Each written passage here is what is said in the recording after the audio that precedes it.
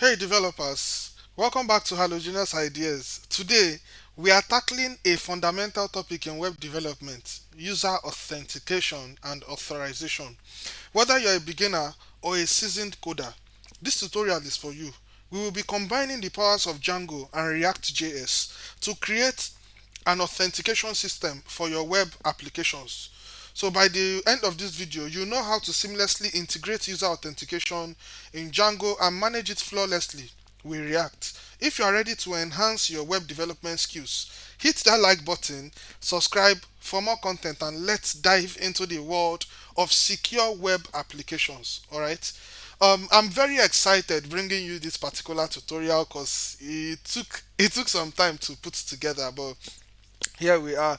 We are going to be using JWT authentication, and well, I'm very excited bringing it to you. Let's just get into it. Just to show you a demo of the app, this is what the app is going to be looking like. I'm going to be having login, register. This is the root page, as you can see.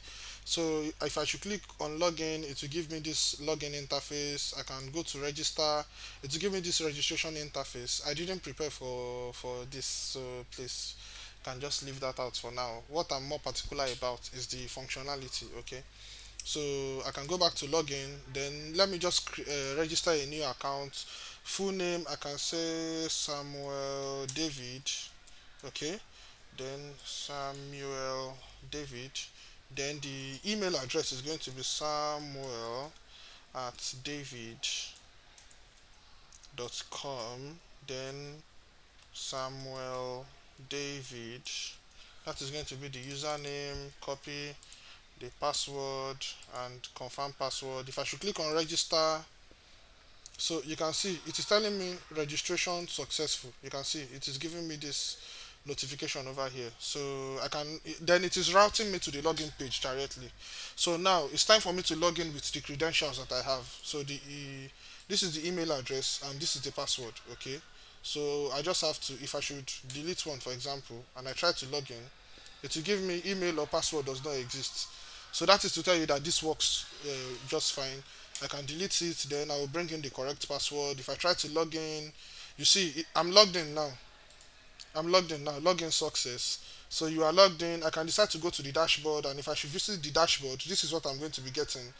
So Samuel at david.com. The reason why I'm getting Samuel at david.com is because I set the login field as the identification field as email. So I will also show you how to set it as the full name, how to return the full name here, or how to return the email or the username. I will also show you in the course of the tutorial. So I can decide to go back to home or decide to go back to dashboard, and I can also decide to log out, but I need you to take note of something. If I should come to home, it is telling me you are logged in. Okay, then dashboard or log out. These are the options it's giving me. What if I click on log out? You can see that it has logged me out. I'm still on the home page. I'm still on the home page, but it is telling me you are not logged in. Then it is giving me login and register. All right. So that is how the application is going to be working, and I'll show you how to write all this code from ground up. Before we move any further, let's talk about the prerequisites of this tutorial. So before you move ahead with this tutorial, I want to believe that you know about Django, the Django REST framework, and React.js. If you don't have a concrete knowledge of them, just come to our YouTube channel. If you come to, I think, Halogenous Ideas, when you get to Halogenous Ideas, come on that playlist.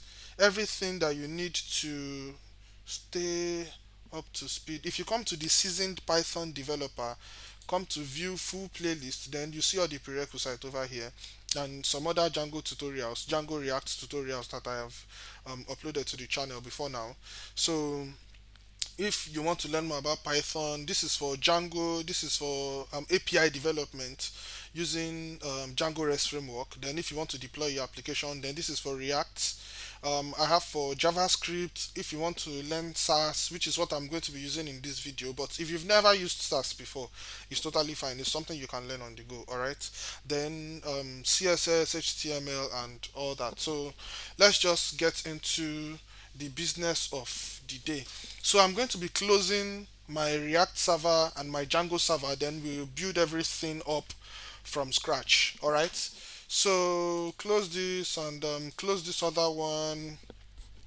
Then what do we want to do? Come here. Um, so my server is off. I close the terminal. Then my React server, close it and close the terminal. So we want to go and start everything afresh. The first step is for you to create a folder on your device. Okay, you create a folder on your device. That is the folder where you're going to be having all the project files. So this is my folder, and in this folder I'm going to be creating my front end and my back end. Okay, so I'll open my folder in terminal. So in my terminal, I'm going to be having two terminals actually. I love to have two terminals. One will be for the front end, the other one will be for the back end. Okay, you can see the folder where I'm having all the project files. So let me create the front end first using React. That will be npx create React app, but I'm going to be using front end as the folder. So it will create a folder for me, and the name of the folder is going to be front end. It will create it very soon. So I'm waiting. You can see it has created it. So it is installing all the required packages: React DOM. We are going to be installing all the other necessary packages as well. We have to install React Router DOM and all those.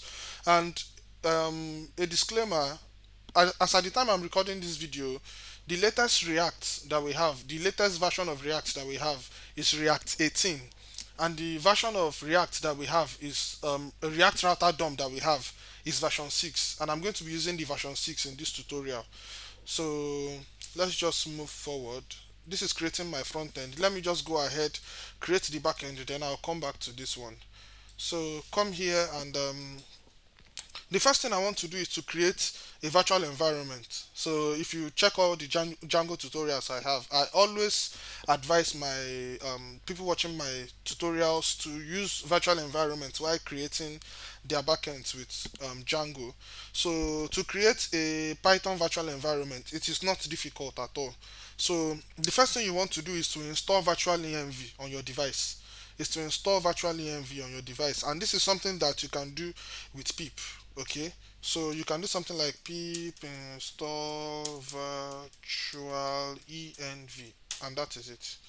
Okay, but my virtual env is installed already, so that is the reason why you can see requirement already satisfied. So this is the first step, you installing your virtual env. Now I want to create a Python virtual environment for my project. How can I do that? Virtual env, then I'll just say JWT underscore auth env. I can use whatsoever I want as the name of this my virtual environment, but I just want the name to make meaning. So that's why I'm using.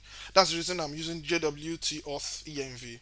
So it will create a virtual environment for me. And if you check this folder, you can see that I have my front end folder. The front end is installing over here.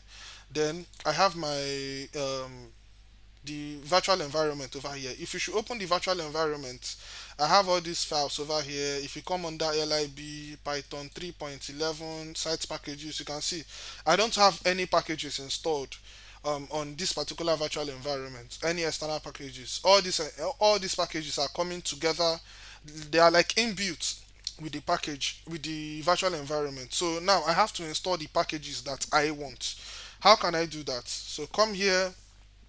The first thing I have to do is to activate the virtual environment. If you come to view all the folders, you see I have front end and JWT auth env. So cd into JWT auth env. Then after going into the folder, I'll just activate it, bin slash activate.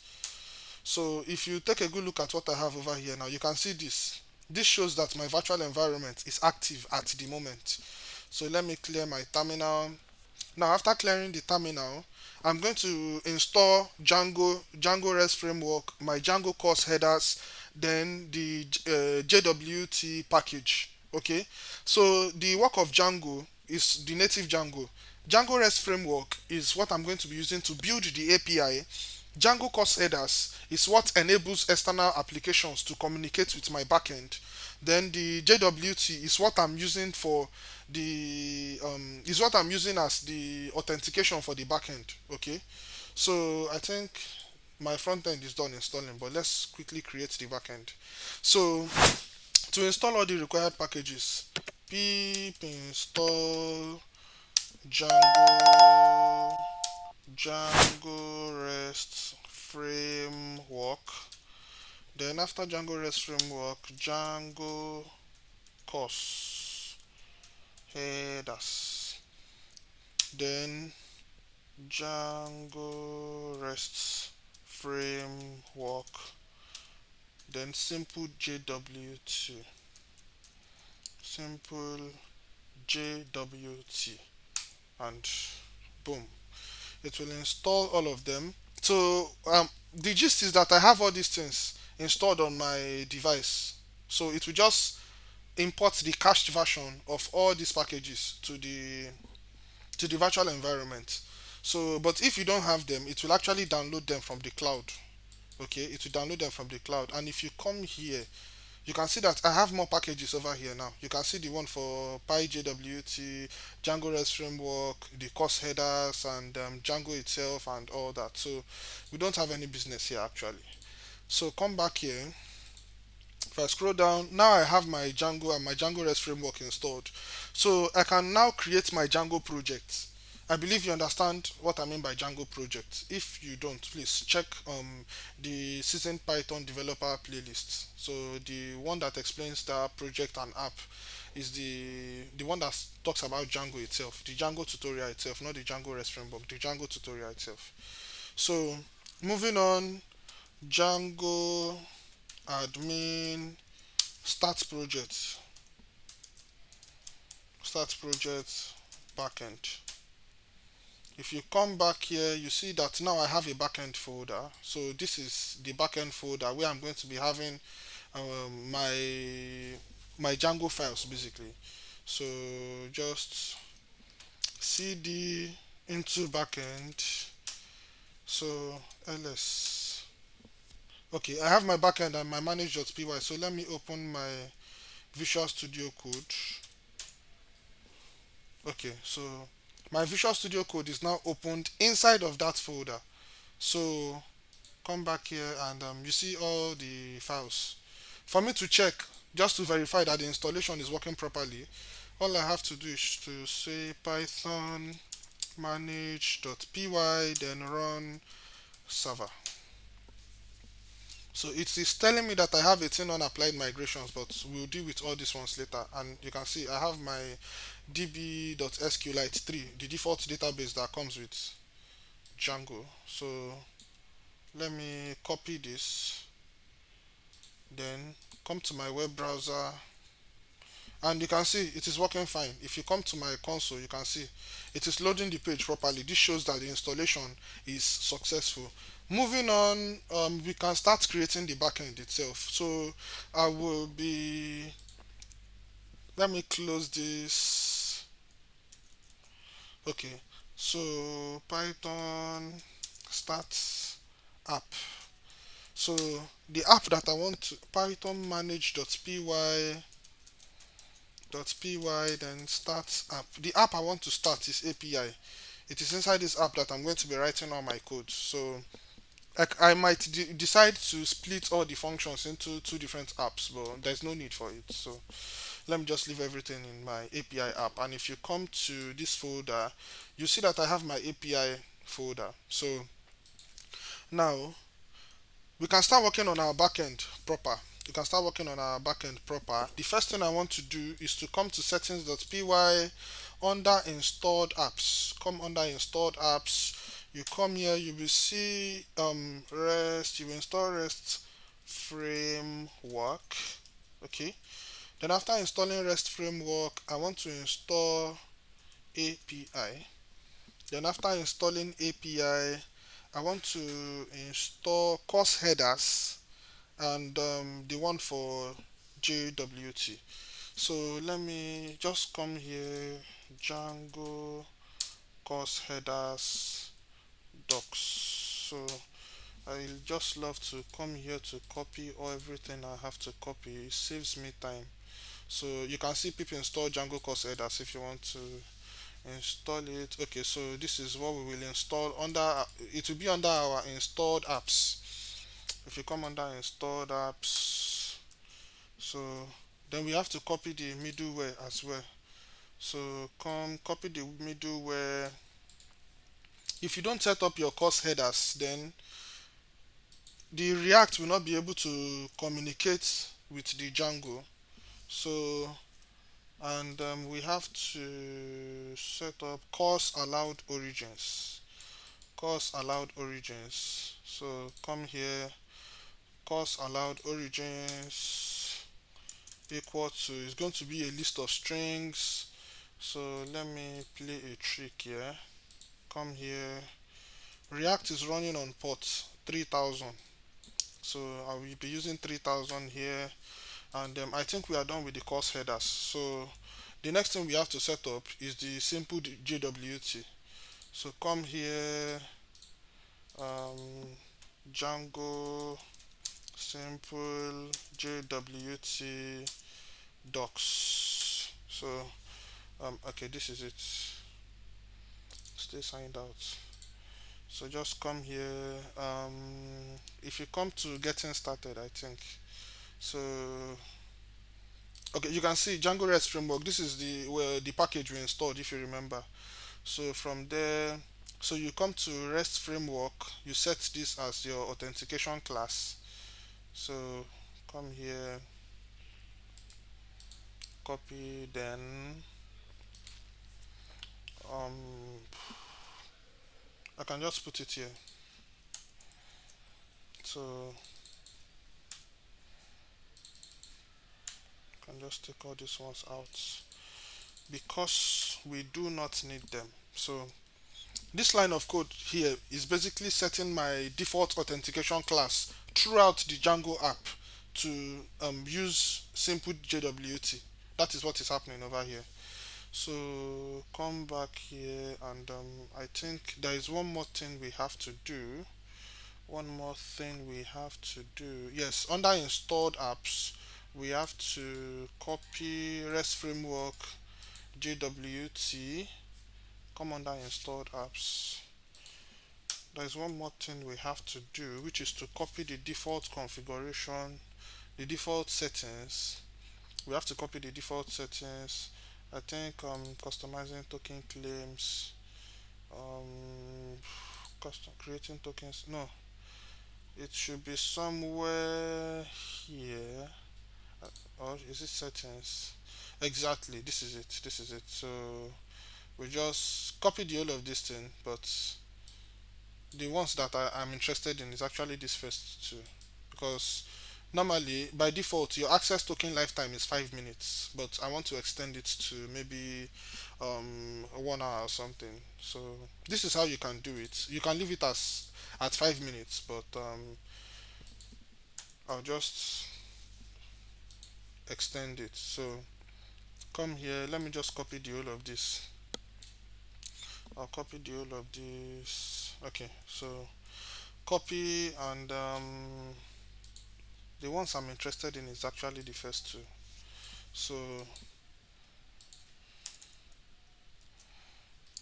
come here,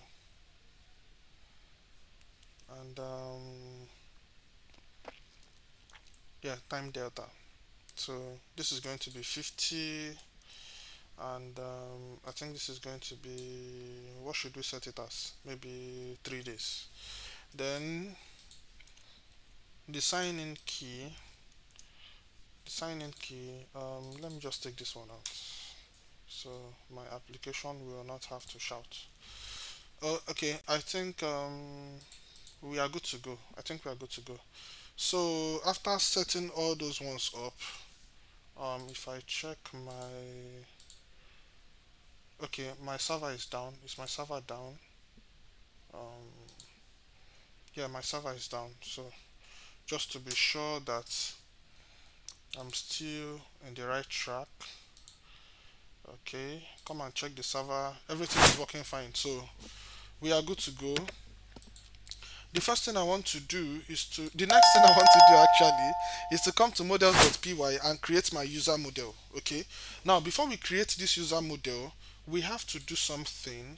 Come to django.contrib.auth documentation. Okay. Most developers don't like to read documentation, but it helps a lot. It helps a lot. So if you take a good look at what I have over here, you see this user model that we have, this inbuilt user model. So take a good look at the fields available. I have username, then I have the first name, the last name, I have email, I have password. Okay, so these are the fields available, but I want to extend all these fields. Okay, and I want to, instead of having first name and last name, since they are optional, I can just leave them as blank. Then I'll create my own field, full name. Okay, so if you scroll down, you can see it's super user, last login, the date joined, and all those things. You can see some of the attributes we have over here. It's authenticated, it's anonymous, and you can see some methods: get username, get full name. You can see this returns the first name plus the last name with a space in between them and all those. Okay, so we are going to be building our own user on top of this default user. So this is where we are going to be using the abstract user. All right, so come here, and under models we can start creating our Django model. So start with from um, django.contrib.auth.models. I want to import the abstract user. Okay, so there's a clear difference between the abstract user and the abstract base user. So if you are not comfortable with all these fields over here, you use the abstract base user, you write your own fields. I think you write your own user managers and all those things, but I'll just work with this. Okay, so I'm going to be using the abstract user. So for this abstract user, I'm going to be creating a user class. Okay, this user is going to be inheriting from the abstract user. So come here, I'm going to be saying the username. Okay, the username is going to be equal to models dot character field. So, and the, I can say the maximum length, the maximum length is going to be 100. Then let me also work on the email field. I can just say email equal to models dot email field. Then this email field unique is going to be equal to true. And the reason why unique have to be true is because this is the authentication field I'm going to be using. Okay, this is the authentication field. This is what I'm going to be using to identify each user. I don't want somebody to create multiple accounts on my server using the same email address. That is not too good. So the next thing we are going to be doing is to specify the username field. So username field is going to be equal to email. Okay, then the required fields, I'm going to be setting it as let me just give it a list, maybe the username, but yeah, just leave it like that, the username. Then I'm going to be doing something like this: def profile. Now, this profile that I want to declare over here is going to be giving me the opportunity to tap into this user to get the profile. So, I'm going to be creating a user class, and I'm going to be creating a profile class. Okay. So, what I want is anytime I create a user and I want to access the profile of the user, I can just use this profile method that I'm creating over here to access the profile of this particular user. So a user and a profile will be associated with a singular person. Okay, let's just continue. So profile self. Then where is this going to be coming from? So I can just say profile is going to be equal to profile dot objects. Okay, dot get where the user equal to self. So I'm going to create this profile method right now. I'm going to be creating the profile method right now, so it will make sense to you. So for me to create the profile class, rather class profile, profile is going to be inheriting from models dot model. Okay, models dot, this should be capital M. So if you take a good look at what we have over here, the user is inheriting from abstract user, all right, but profile is inheriting from models.model. So I'm going to be associating a profile as a one-on-one field with the user. So a profile and a user make up a person in my database. I hope that is understood.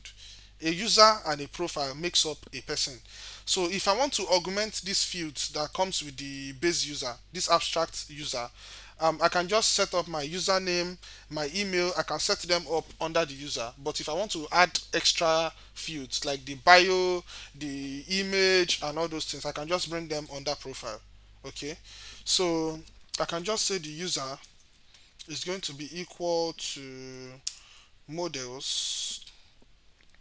It's going to be equal to models dot one to one field, and this one to one field, the parent field is going to be user. Okay, and I want on delete on delete equal to models dot cascade. Okay, on delete is models dot cascade. So when you delete a user, you delete the profile. Okay, that is what I want. When you delete the user, you delete the profile. So I won't be having any discrepancies in my database. I won't be having a profile where the user is not accounted for. So that is the reason why I choose on delete cascade. When you delete the user, please just take the person's profile, take it out of the database. So to avoid errors. Now come here and full name. Don't forget, like I said over here, we have first name and last name. Okay, but we are going to be creating a full name field under profile. So if I want to access the user's full name, I can just say this user instance dot profile, okay, dot full name. So full name will be equal to models dot character field. So this character field, the maximum length is going to be equal to maybe the full name. 100 is fine. 100 is fine. Then I can put bio as well. So I can say bio equal to models dot character field. I can also use text field here, but let's just keep it simple. Maximum length should be maybe 1000. Okay, 1000. Then verified. I don't, should I add this? Verified, verified equal to models dot boolean field. So for this boolean field, I can just say the default should be equal to false. Okay, so by default, when you create a user, the user is not verified. So this might be a case where the user will have to verify their phone number or their email addresses. So when they verify, you set this to true for that particular user. So the next thing I want to do is to create a signal. Okay, I want to create a signal such that when you save the user, you save the profile. Okay, when you save the user, you save the profile. So the next thing we want to do, I have to come here to import. I have to come here to import the default signal coming from Django. So from Django, Django dot db dot models dot signals, import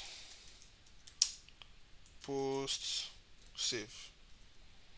Okay, so this is what I'm going to be using to set up the signal. So before setting up the signal, I have to create two different functions. So I can just say the create a user profile.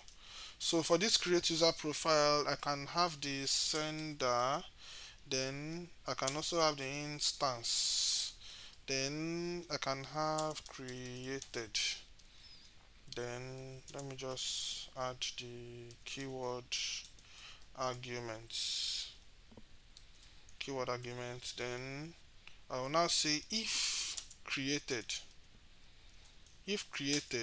what I want to do is profile dot objects dot create. Okay, and the user is going to be equal to the instance. Okay, so what is happening over here is anything that will trigger this particular method. Okay, as soon as you create a new user, it will create a profile for the user. As soon as you create a new user, it will just create a profile for that particular user. So the full name is going to be empty by default. The bio is going to be empty. It's going to be an empty string, and verified as well is going to be false. At this point that we have over here, at this point, anything that makes the program to trigger this one, it will create a profile. The user is going to be the instance of the user that we are creating. But all these other fields, they are going to be going to their default. I'll show you how you can uh, modify, well, as in when you create a new user, the full name, you can also save the full name instantly. So we will do that in the serializers. But for now, the next thing we want to do is def save user profile. So, and the sender instance, then I'm going to be having keyword arguments.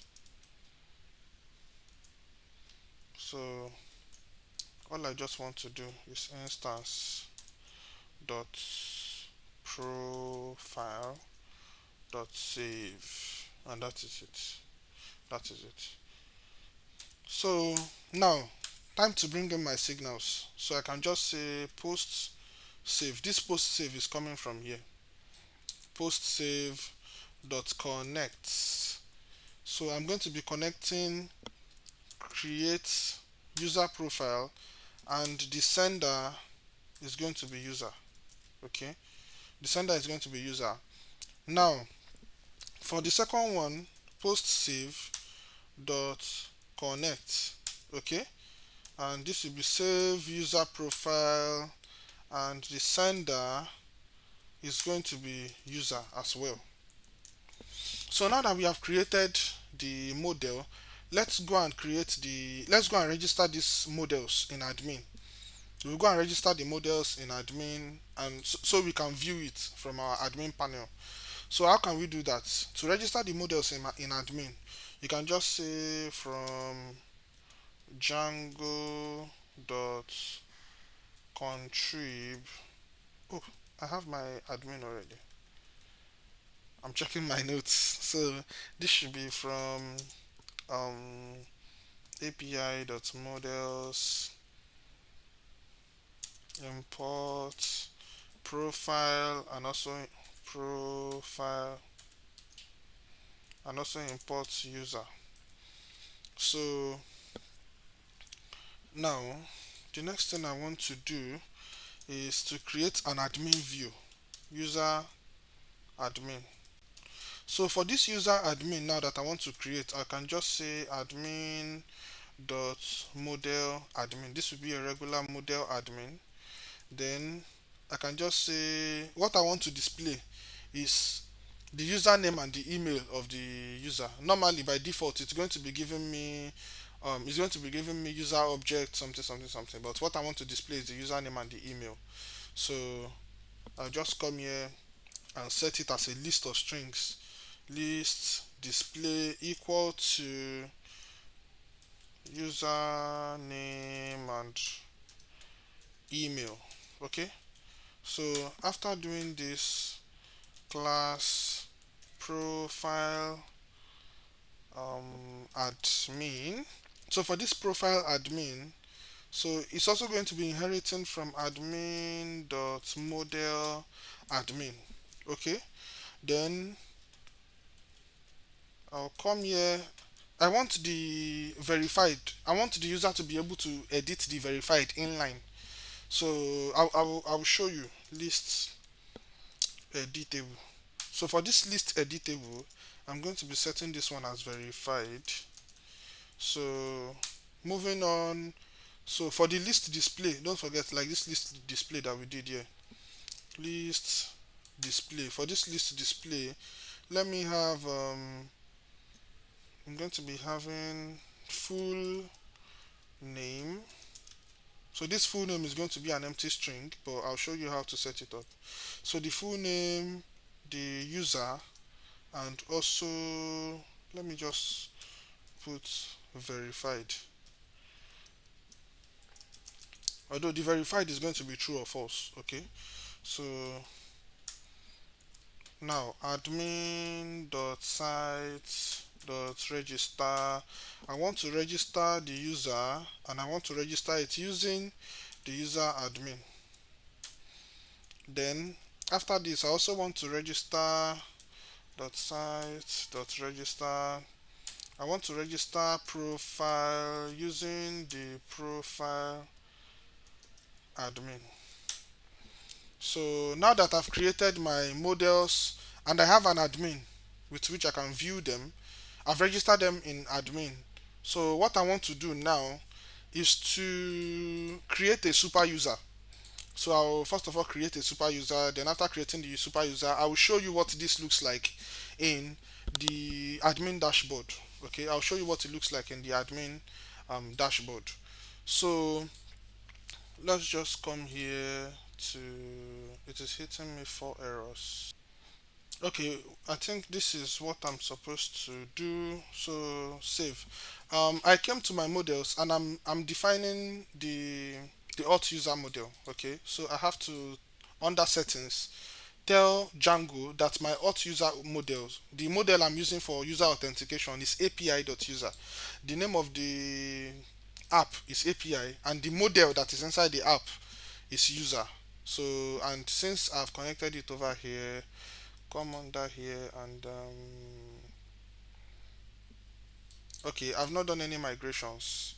So let me copy Python, Python manage.py, make migrations. No, that will be make migrate TIONS.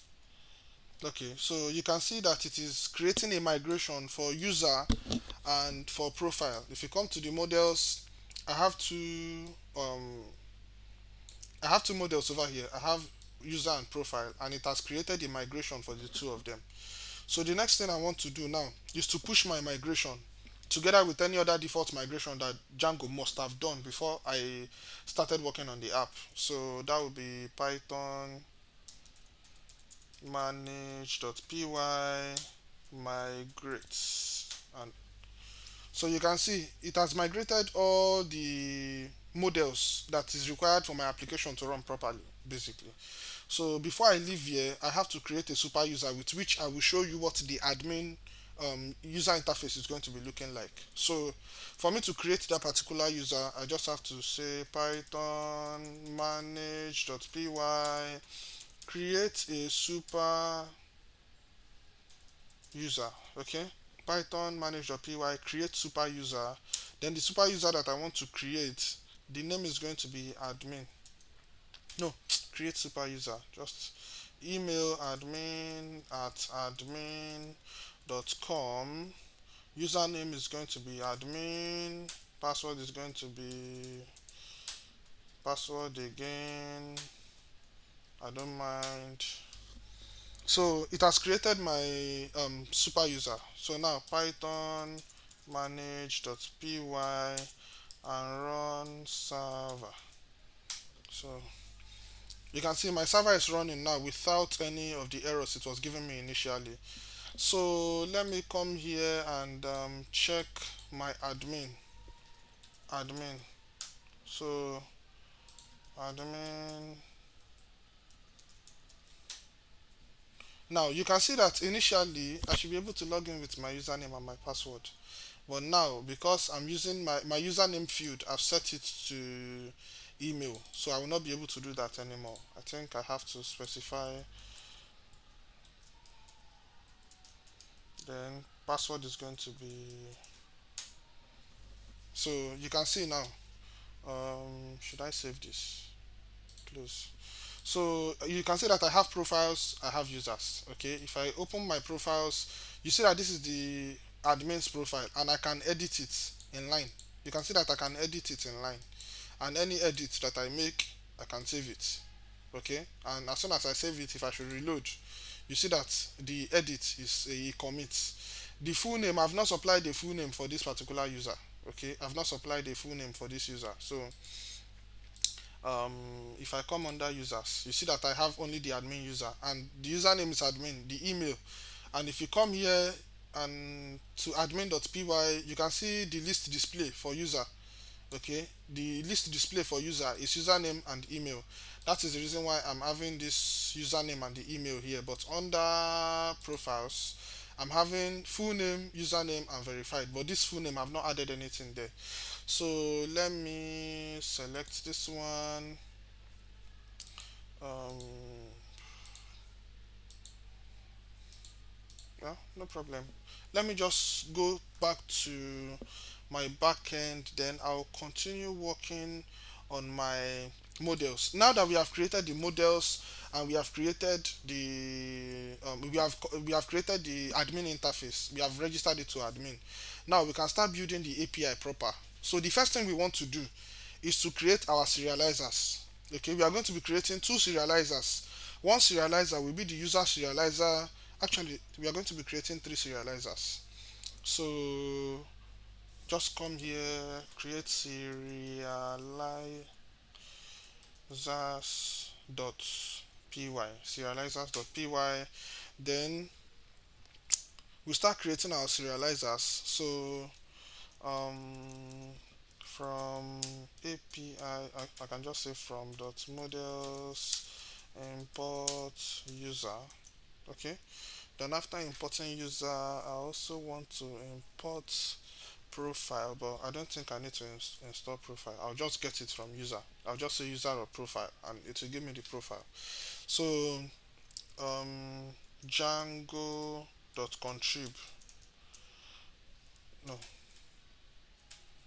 from Django.contrib auth password validation import validate password. Okay, then the next thing that we have to import is from REST framework simple JWT serializers. I want to import the token obtain serializer. I want to import the token obtain per serializer. This is the one. Please, you have to be very, very careful here.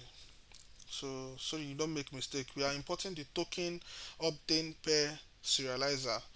So import the default serializer from REST framework. From REST framework, I want to import the default serializers. Okay, then from REST framework dot validators, I want to import unique validator. Okay, so I think that will be all. I think that will be all. So the first serializer that I'm going to be writing is the user serializer. Don't forget, we only have the ID, the username, and the email. The ID, if you come back here, so by default, it's going to be having an ID field. They didn't specify it here, but the user is going to be having an ID field. Okay, so what I'm serializing is the ID field, the username, and the email. Those are the fields that I'm serializing for the user. So come to say class user serializer. So for this user serializer, I'm going to be having serializers.model serializer. So for this model serializer, I'm going to be having class meta. Okay, so this class meta, the model is going to be equal to user, then the fields. The fields, I can supply a tuple of fields or a list of fields. Let me use list. ID, then username, then email. Okay, so those are the three fields. Now let us work on the token obtain pair. Now, in JWT, normally when you supply your username and the password to the system, it will generate two tokens for you. So the first token is the access token, with which every request that you make, you send the access token back. That access token is going to be used to verify, to authenticate. All right. So to verify the user rather. So authentication depends on so many other factors, but to verify the user, it is that access token that will be used. So when the access token expires, instead of you having to supply your username and your password again to get another access token, you can supply your refresh token. Okay, so your refresh token is going to be used to issue you another access token. If you come under settings, what we did over here, if you remember what we did over here, so I'm telling you that the access token is going to expire after 15 minutes. So within a period of 3 days, every time your access token um, expires, you can use your refresh token to request for another access token within a period of 3 days. So when your refresh token have expired and your access token expires as well, you have to log in with your username and your password before you will be issued another access token and another refresh token as well. So now let us work on the class my token obtain per serializer. Okay, so I'm going to be inheriting from this token obtain per serializer. So for this token obtain per serializer, I'm going to be using it as a class method. Okay, now the reason why I have to use it as a class method is because this class method directive, it will convert a function to be a class method. A class method receives the class as implicit first argument, just like an instance method receives the instance itself. Okay, so that is what I want to do here. Now I can just come here to say I want to write the get token class.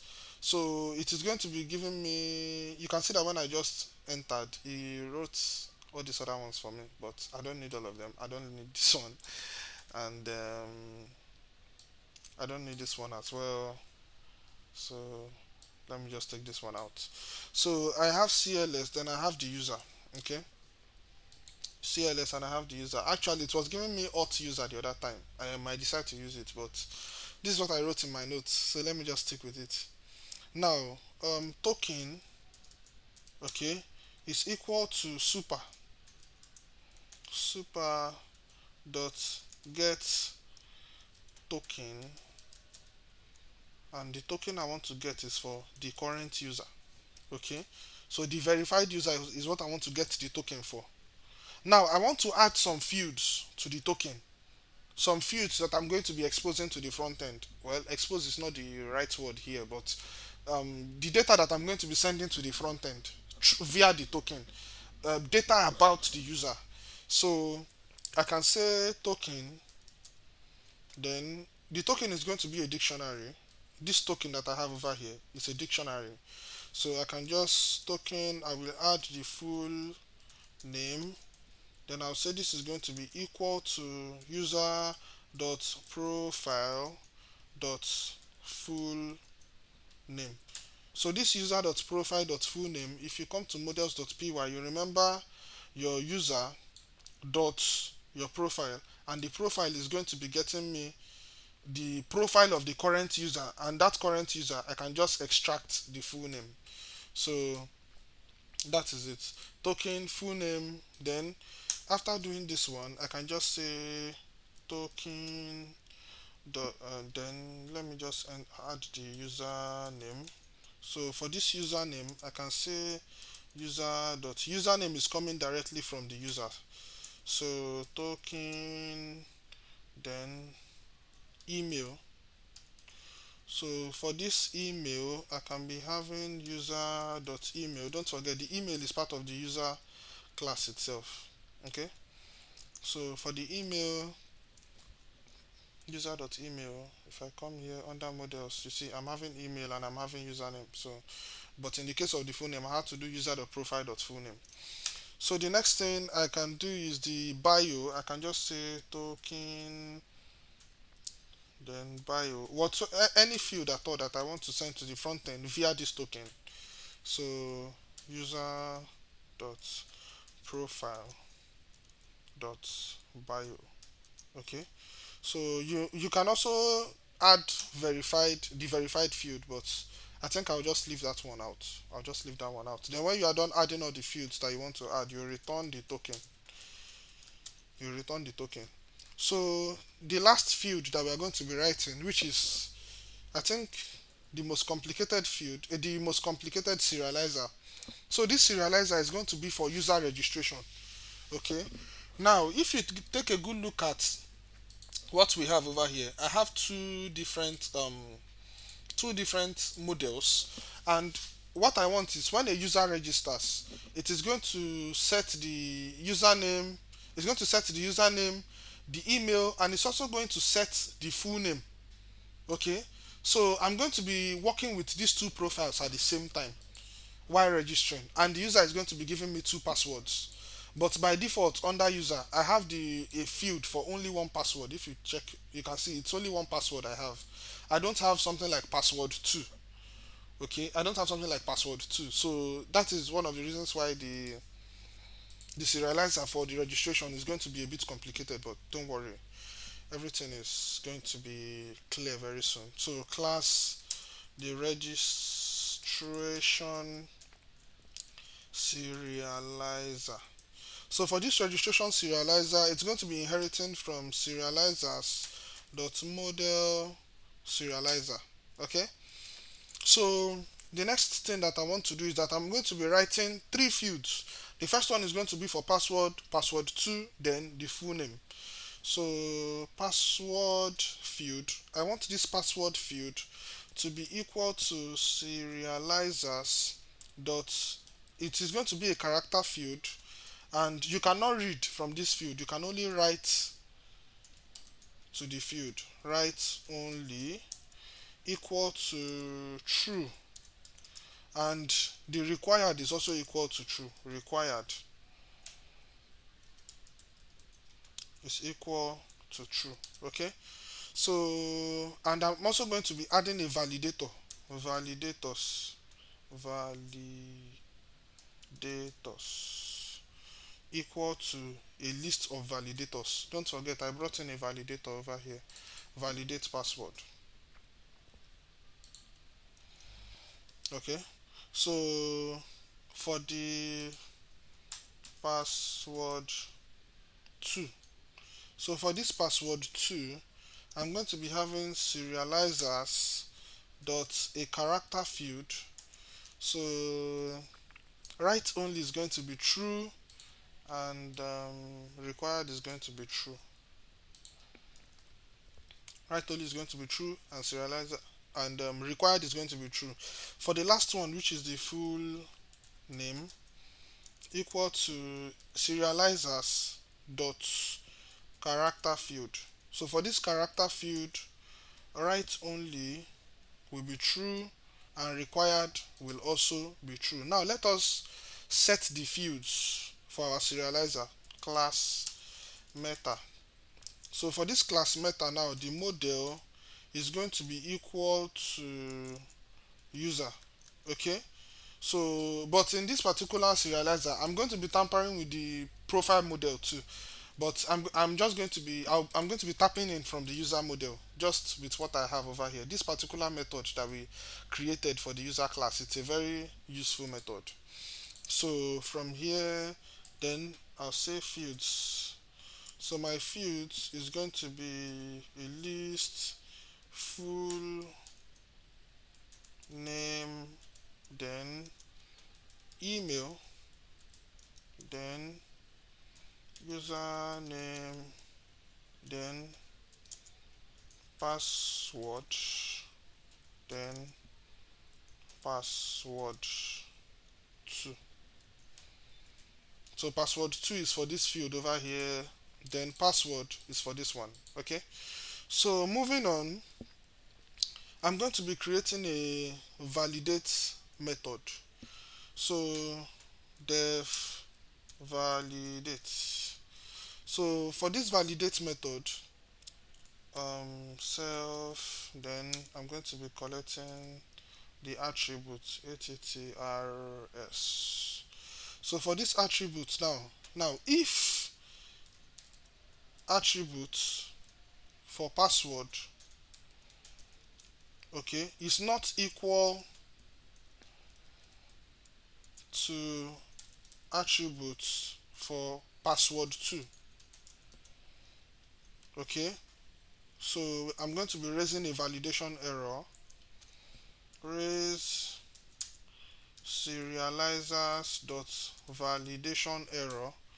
So, and the error that I want to raise, so the error is going to be a dictionary, and the key is going to be password, then password, then the value is going to be password fields didn't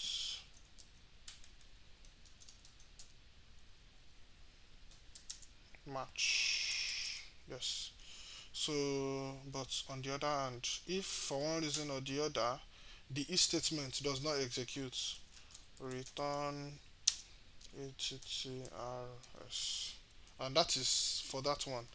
Now for the create method, for the create method, which is also under this registration. So for us to create this user model, for us to create the user model, if you remember vividly, if you come under models, what we need is just username, email, and password. That is what we need. But in our serializers, we are going to be collecting full name, these other ones, then password. Now, we've tackled this password and this password too. That is what we did inside this particular function. For us to now create a new user proper, where we have the user profile, the user fields and the profile fields also saved. Def create. Okay. So for us to create self comma validated data. Okay. So for this validated data now, I'm going to just create user equal to user dot objects dot create. So I'm going to be creating such that username is going to be validated data, then username, then the next one I'm going to be setting the email equal to validated data, then email. Okay, so like I said, validated data is going to be a dictionary, so I'm picking up username and I'm picking up the email. Now I have to set the password of the user, if not the user will not be able to log in. So user dot set password, and what am I setting the password as? Validated data, indexing the password key. Okay, so that is it. Now the next thing I want to do is to save the user. Okay, user dot save. So if I should save the user at this point, what I have, all the required fields for me to create the user model, the new user, is what I have used to create the new user. But don't forget that we have a full name under profile that we have to update. So at this point where I've created this new user, an empty profile has been created for the user. So all I have to do is just to tap into that profile, then I'll work my way up from there. So just a precaution, if full name in validated data, although you don't have to do this check because you've added it under here already. But let's just leave it. So if full name invalidated data, what I want to do is user dot profile dot full name equal to validated data indexing full name. Okay, then after doing this, user dot profile dot save, and that is it. Then after this, I can now return the user. So this user that I'm returning now is going to be returning the username and the email of the user. As in, when you create a new user and the user creation is successful, what it will return to you, I think the status is going to be http 201 created OK. Then the data that is going to be returned is this username and this email that is over here. It will not return the password. Even on in the Django backend, the password is going to be hashed. Okay, so now that we are done with the serializers, we can go ahead to create the views. So for us to create the views, so um, from dot models,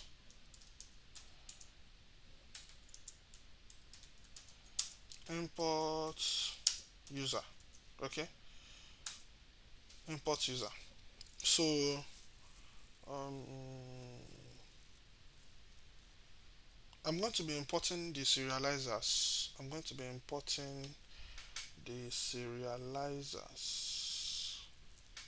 So from API dot serializers import, so this serializer over here, my tops,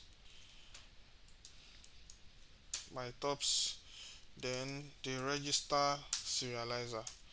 So from REST framework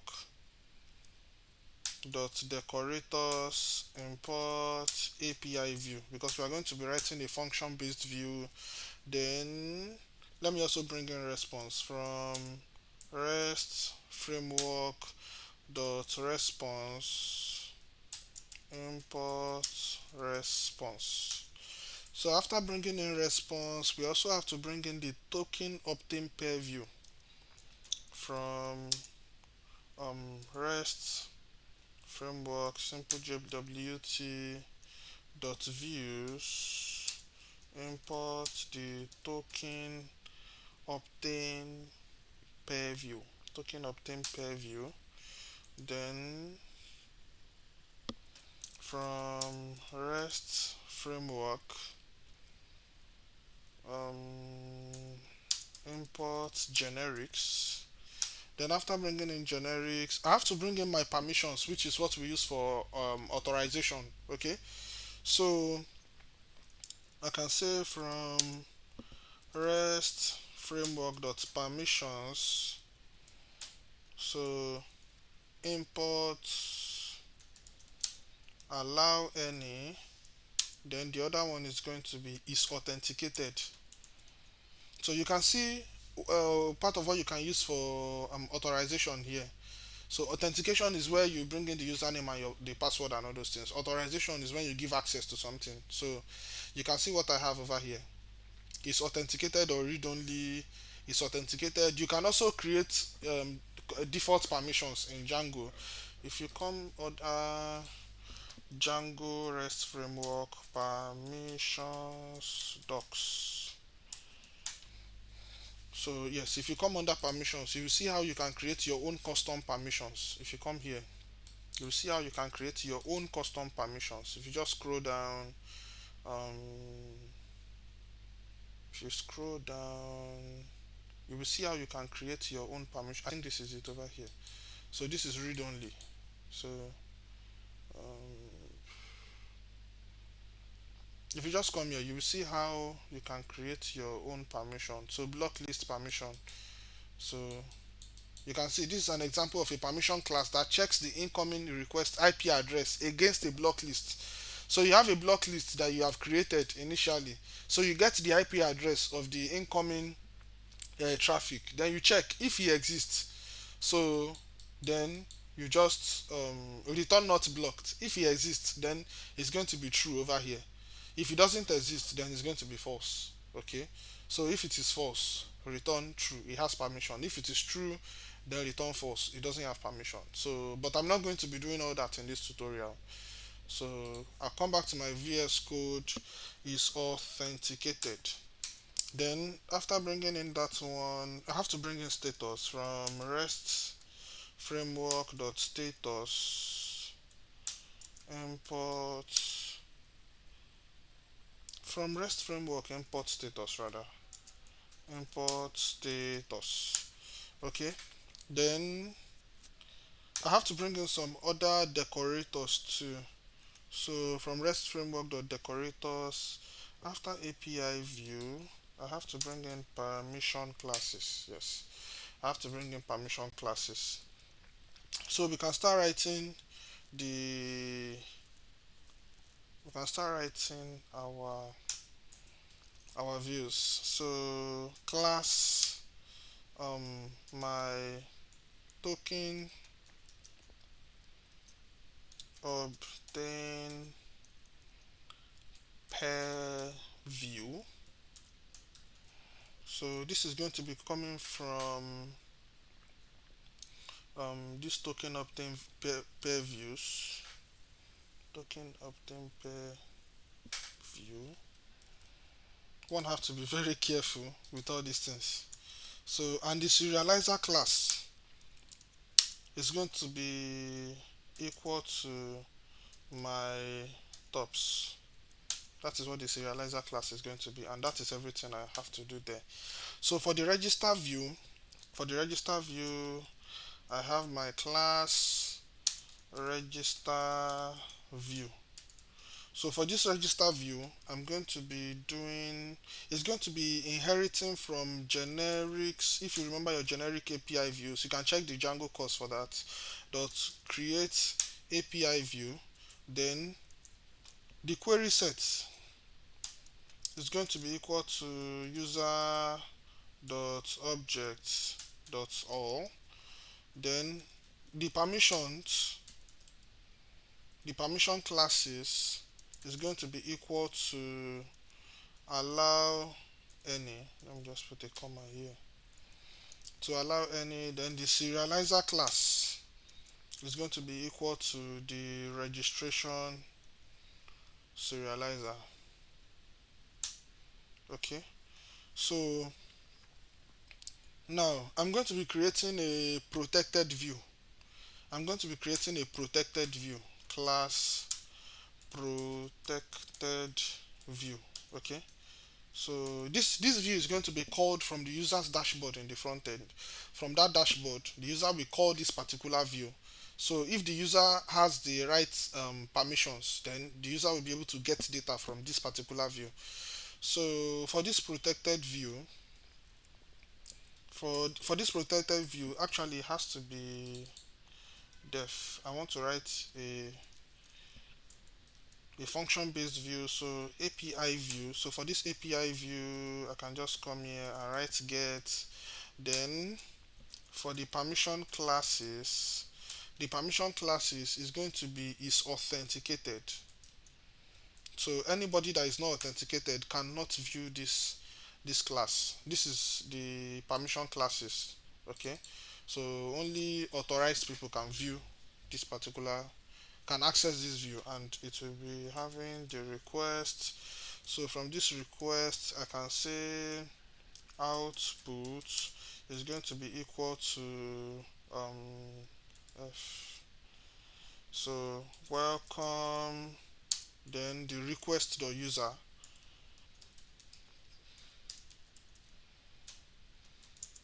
So authentication successful. So now I can just return a response. Okay, so the response that I want to return, I can just say I'll bring in a dictionary, then my dictionary response, then I'll just bring in my outputs. Then from there I can set the status.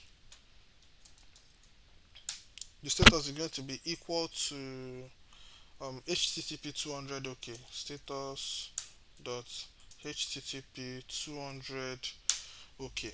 Okay, so the last route that we're going to be creating,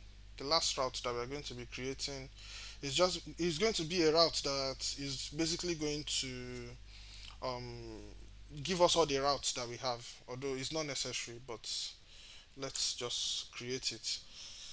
So doing that, I can just do something like at API view, then um,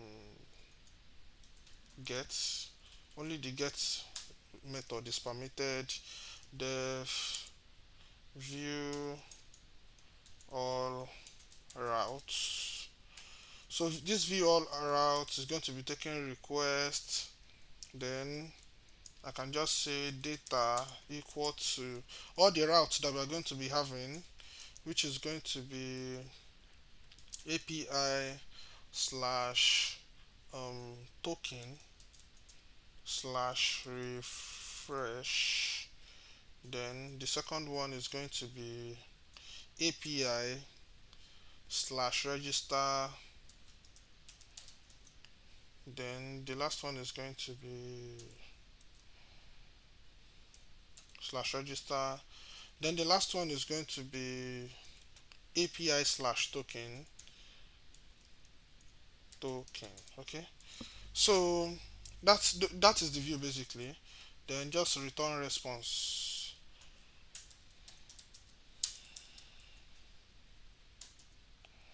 So after returning the response data, yes.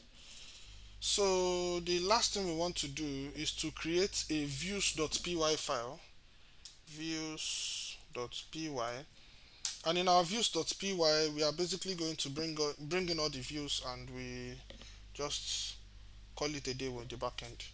So from Django dot urls import path, then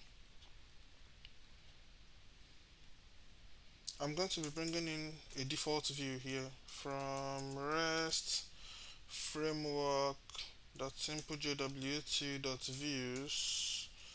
Why not import? I want to import token refresh view. So bring in token refresh view. Then now I can write my URL patterns variable equal to a list. The first one is going to be path. So, and the path is going to be going to token. So this is going to be I have to import from import views. So I'll just come here for the token. I'll just say views dot um, my token pair view. If you remember, my token obtain pair view. If you remember, other views. This my token obtain pair view.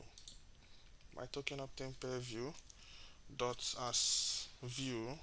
It's a function based view, don't forget. So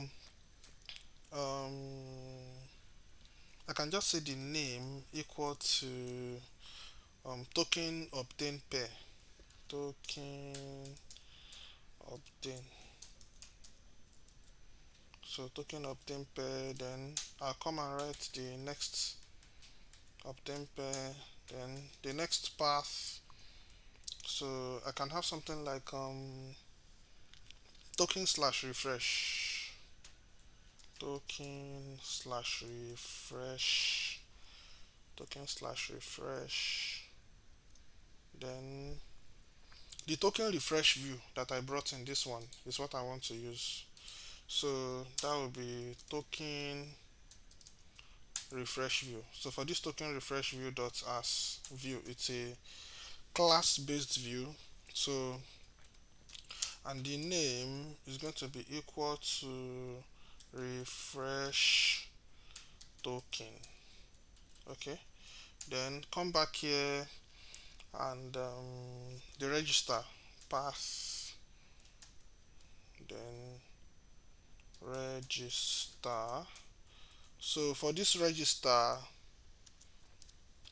views dot register view, if you come here, you remember where we have the registration view, the register view.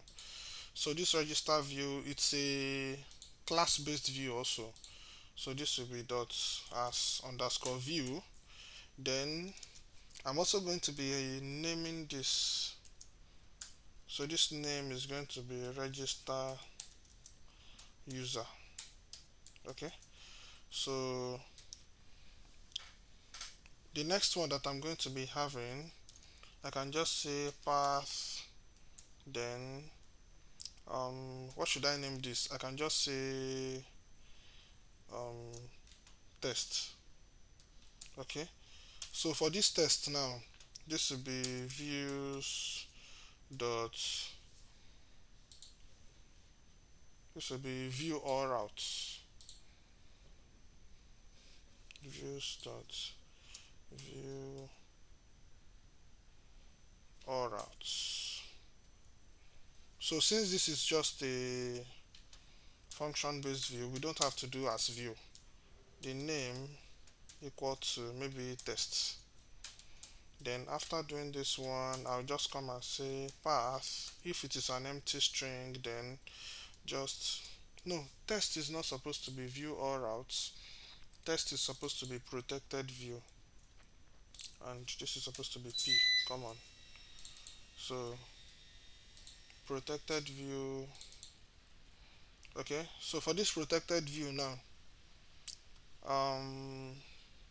this is going to be views dot view all routes, view all routes, and the name is going to be equal to all routes. I made a mistake here. This is supposed to be urls.py. Rename urls.py. Okay, so just take note, please. So for the views, I think everything is good to go now. So for us to wrap up the backend, I have my urls.py here, but this urls.py is not recognized at the moment. It is not recognized at the moment.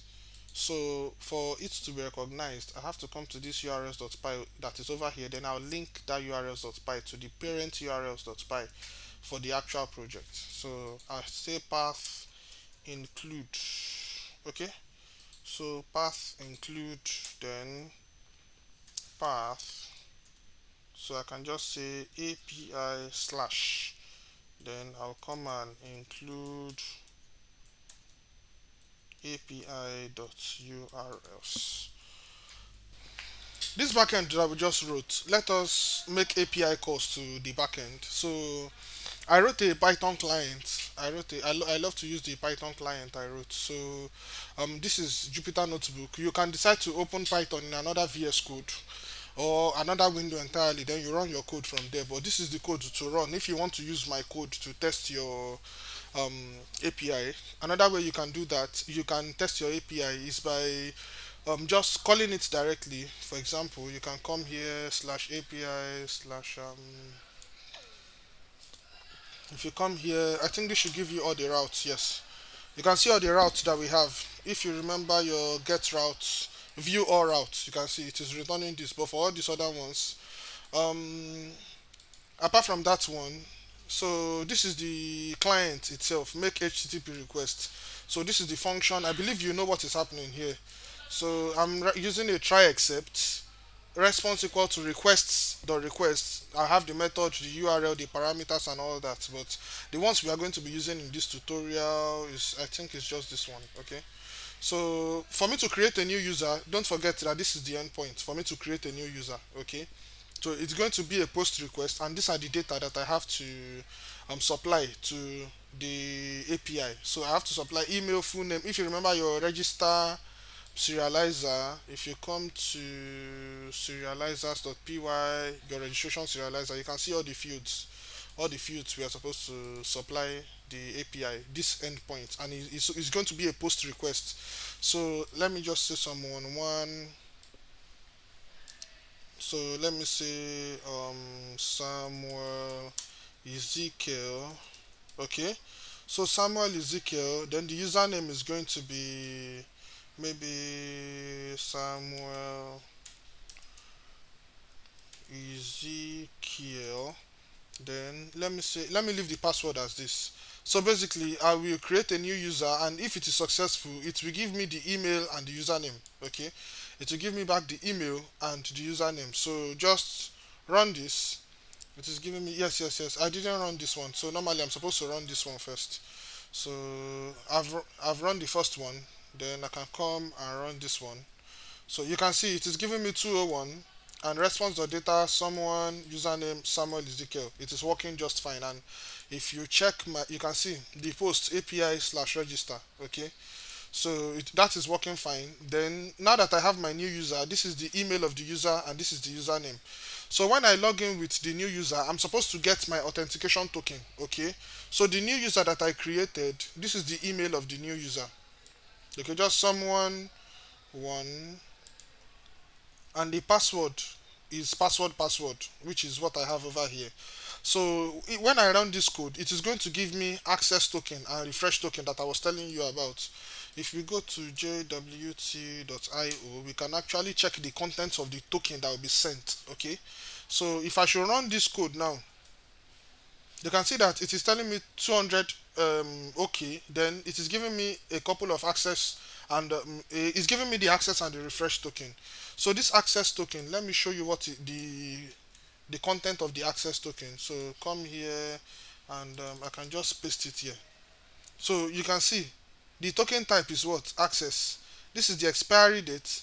This is the JTI. You can see the user ID, which is for the full name, the username, the email, and the bio. If you remember this place, yes, it's under serializers.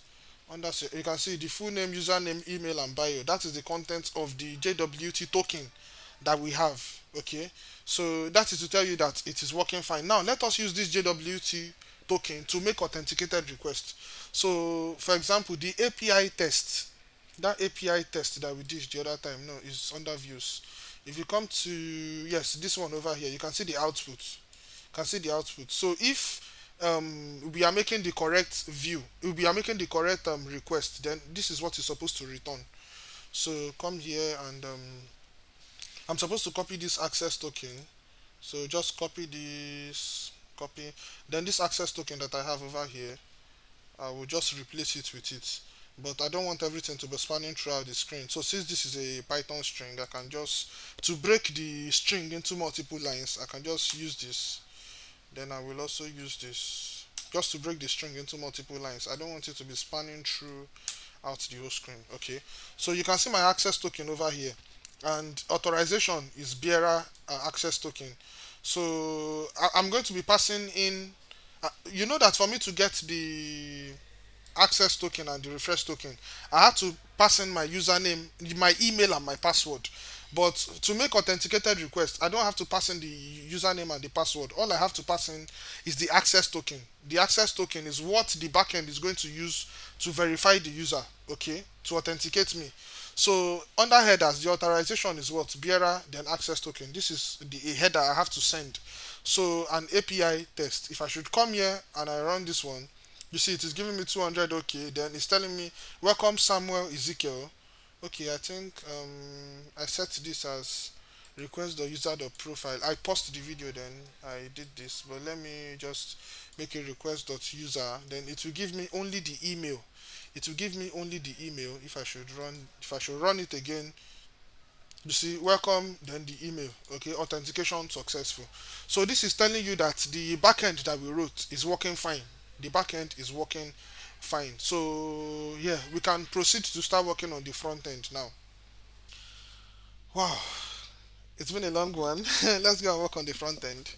So now that my backend is complete, I can simply come here to close it, then open one of my terminals, the terminal for the front end. I don't have any business with the back end anymore. So um code, okay, so this is my front end folder. No, this is not what I want. I want it to open only the front end for me. Cd front end. Then to open the front end folder, code.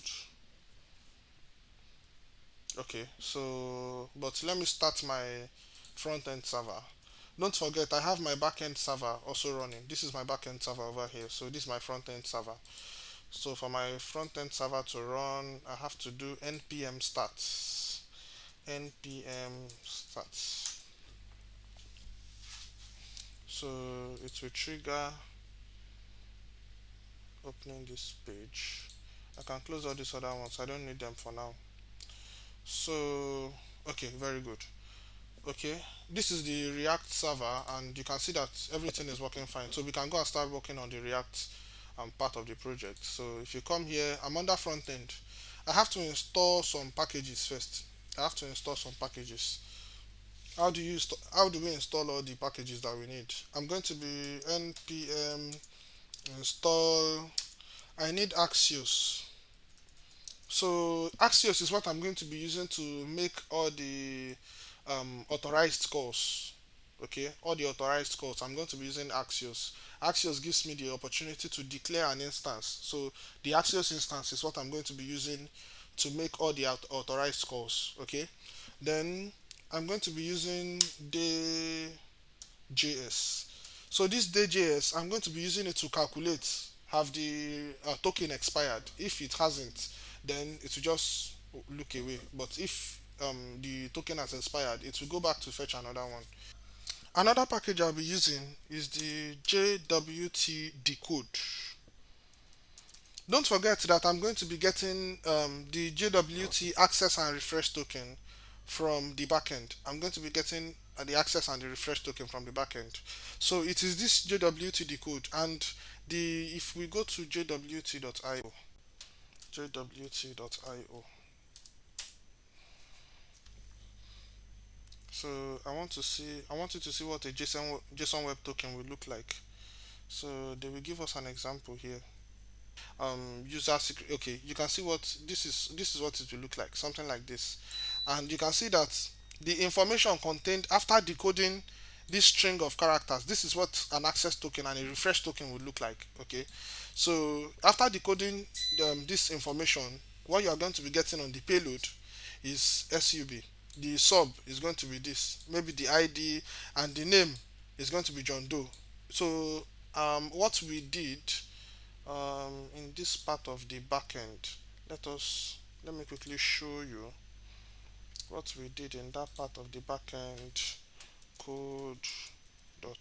So let me quickly show you. If you come under serializers, so you see what we did over here. We put in the full name, the username, and the email. What we did when we decode our own JWT tokens, we are going to be getting all those information here: the full name, the username, and the email address. Okay, so and this is what it's going to look like. Now I'm going to be needing the JWT decode library to be able to decode this string of characters, which is the JWT code that will be sent to me from the backend.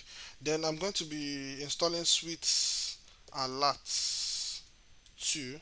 That is what I'm going to be using to set up the notification. Then I'm going to be installing React Router DOM, and that is everything I need, I guess. I believe so. Axios, DJS, JWT decode, Sweet Alerts, and React Router DOM. That is everything I need. So It's going to install everything for me. I just have to wait a bit. My internet is not at its best, but it's supposed to install straight away. Okay, I think it's supposed to be Sweet Alert 2, not Sweet Alert. It's supposed to be Sweet Alert 2. Sorry about that. So, it's supposed to be Sweet Alert 2. Okay, yes, everything is um, going to be installed. Yes, it have installed everything for me. So, I can go back to my front end and start working on it. The first thing I like to do when creating my front end is to delete the whole SRC folder. SRC, this is going to be a folder, not a file. So delete it. It's going to be a folder. So SRC. Then in the SRC folder, I'm going to be creating three different files: app.js. I'm going to be creating app.js. I'm also going to be creating index.js. Index.js. Then the last one I'm going to be creating is going to be the SAS file, which is going to be app.scss. And that is it. These are what I'm going to be starting with. Then if you come to the server over here, you can see that the page is disfigured because we deleted the source files, but don't worry, we are good to go. So in the index.js, I'll just import React from React. Then after doing this, the next thing I want to do is to import React DOM from React router DOM. React router DOM. Then actually it should be React DOM slash client. React DOM slash client. Then the next thing I want to do is to import app from no app, but I've not created this app. So RAFCE. So the reason why I can use this shortcode is because I have this ES7 extension installed. This ES7, so you can just go and install it in your VS Code. Okay, so save this and come back here. So the import is going to work. Now I'm going to be creating a root. I can just say const root is going to be equal to react dom dot create a new root. So the root that you want to create is going to be document dot get element by id, and the id we want to get is going to be root. Then after doing that, I'm just going to say root dot render. Then I just want to render the app. So if you remember the app component, and that is it. I'm done with the index.js. Now we can work on the app.css. So let me just come here and give this a class name of app. Then inside the app, I'm going to be creating a container. So div. So the class name is going to be container. So for this container, I'm going to be having an h1. So for this h1, I can refer to this as the root container. Then I can come here and this is going to be a paragraph. I can just say this is the root container. I will delete all these ones later on, but let's just leave this for now. So if I come to reload this, you can see root container. This is the root container. So come back here and yeah, we are getting somewhere. So after this, let me come and write a bit of, let me come and do a bit of styling. Okay, so come to font.google.com, fonts.google.com. There's this particular font I like to use in my tutorials. I think I must have brought them here. I think it's Playfair Display. So Playfair Display, this first one. Look for the one with the font weight of 700. So select both 700. Then the second one is Fira Sans. Fira Sans. So this first one over here, I think, yeah, this first one. Look for the one with the one of 400, regular 400. So it is the import one I want to use. Copy this, then bring it into my SAS. Then I'll see. Then after doing that, I have the font, so I can continue. I want to create some color variables. I have some color variables I use in my most of my projects actually. Creating CSS variables. So these CSS variables, the first one is going to be the main BG. So for this main BG, it's going to be pure white. F F F F F F. Then the soft BG is going to be EE F O F2. Then the dark BG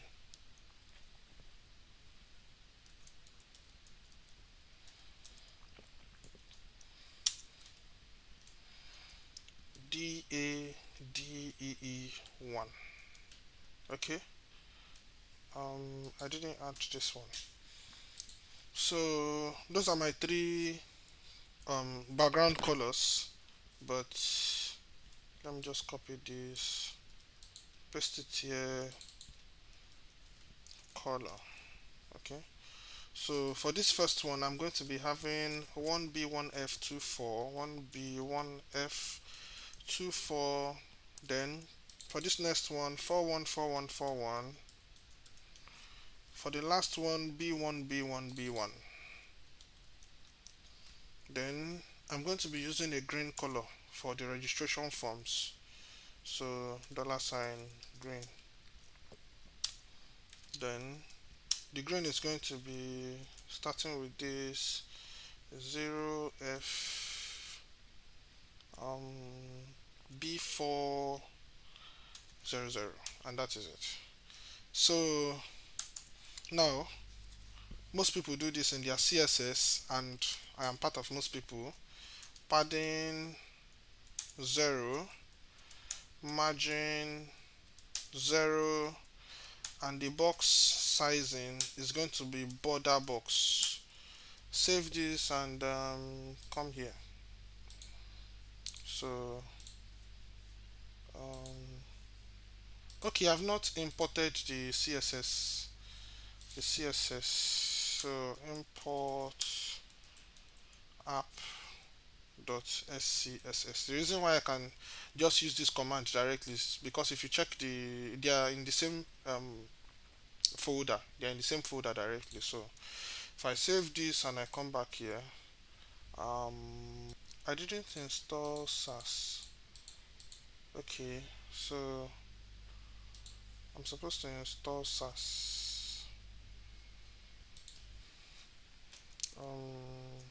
npm install SAS.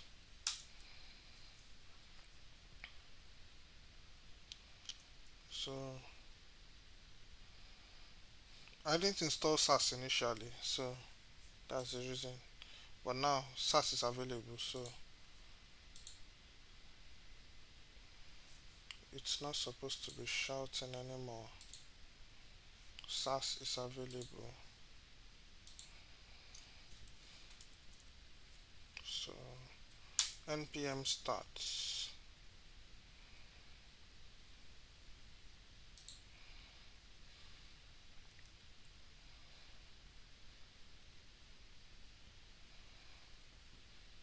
Okay, I think the SAS is coming up now. body background color red. Let's just test it. Oh, yes, yes, yes. The SAS is coming up now. The SAS is coming up now. So for the body, this is what I want to do. Um, the the Google font that we just opened. I want to open it. The Google font that we just opened. So I think this was selected. Copy this. So for the body, I'm going to be having this as the body font. So if I come back here, you see the body font is working now. So then after that, the color of the text is going to be dark color. That's going to be the default color of the text. It's going to be dark color, and you can see the dark color over here. B1, B1, B1. Actually, I made a mistake over here. So the dark color is supposed to be this. The dark color is supposed to be this. The main color is supposed to be this. Then the soft color is supposed to be B1, B1, B1. So please take notes. Yes, this is how it's supposed to be. So everything is coming to shape. Then the color, the dark color. Now the font size is going to be 1.5 rem. Okay, so the font size is going to be 1.5 rem, and it's going to be having a paragraph. The text is going to be aligned center, all the paragraph tabs, and the margin bottom. I want the margin bottom to be 2 rem.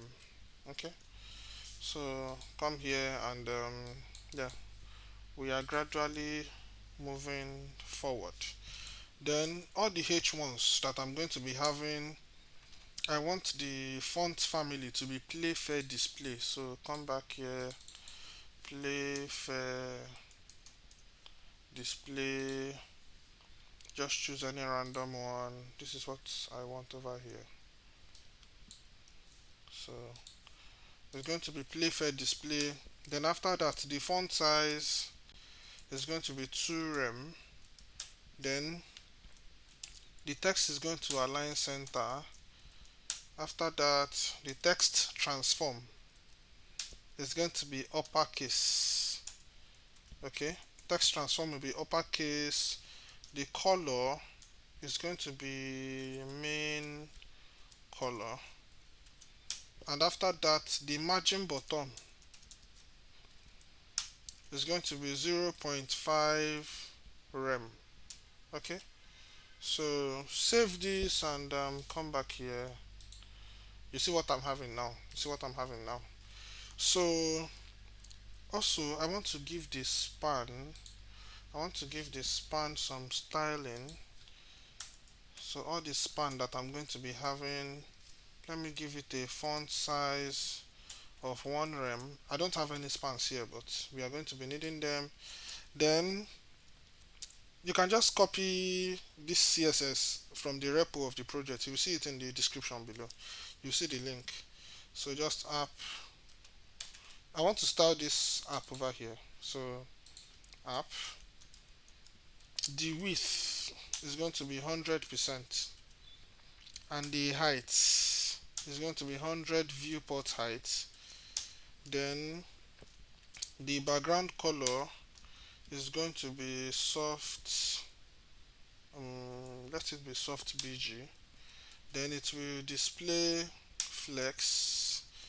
After displaying flex, justify content center, then align items center. Okay, then after that, this container, I want to start this container. So since the container is inside of the app, I have the opportunity to just style it directly here. instead of doing .app space .container, I can just, since it is Sass, it's not native CSS. So for the container, I can give it a background color of the main background. Then I'll give it a box shadow of 0 pixels, 0 pixels. Let me give it 2 rem, then 0 pixels, RGBA. So this RGBA, the color is going to be black, and the alpha is going to be 0.15. So I want it to be very faint. The border radius is going to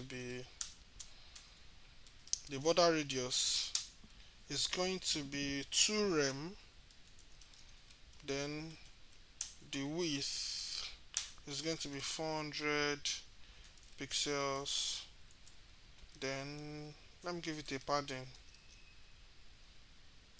Okay, um width is 400 pixels. Let me give it a minimum height of 400 pixels, then a padding of 2 rem about it.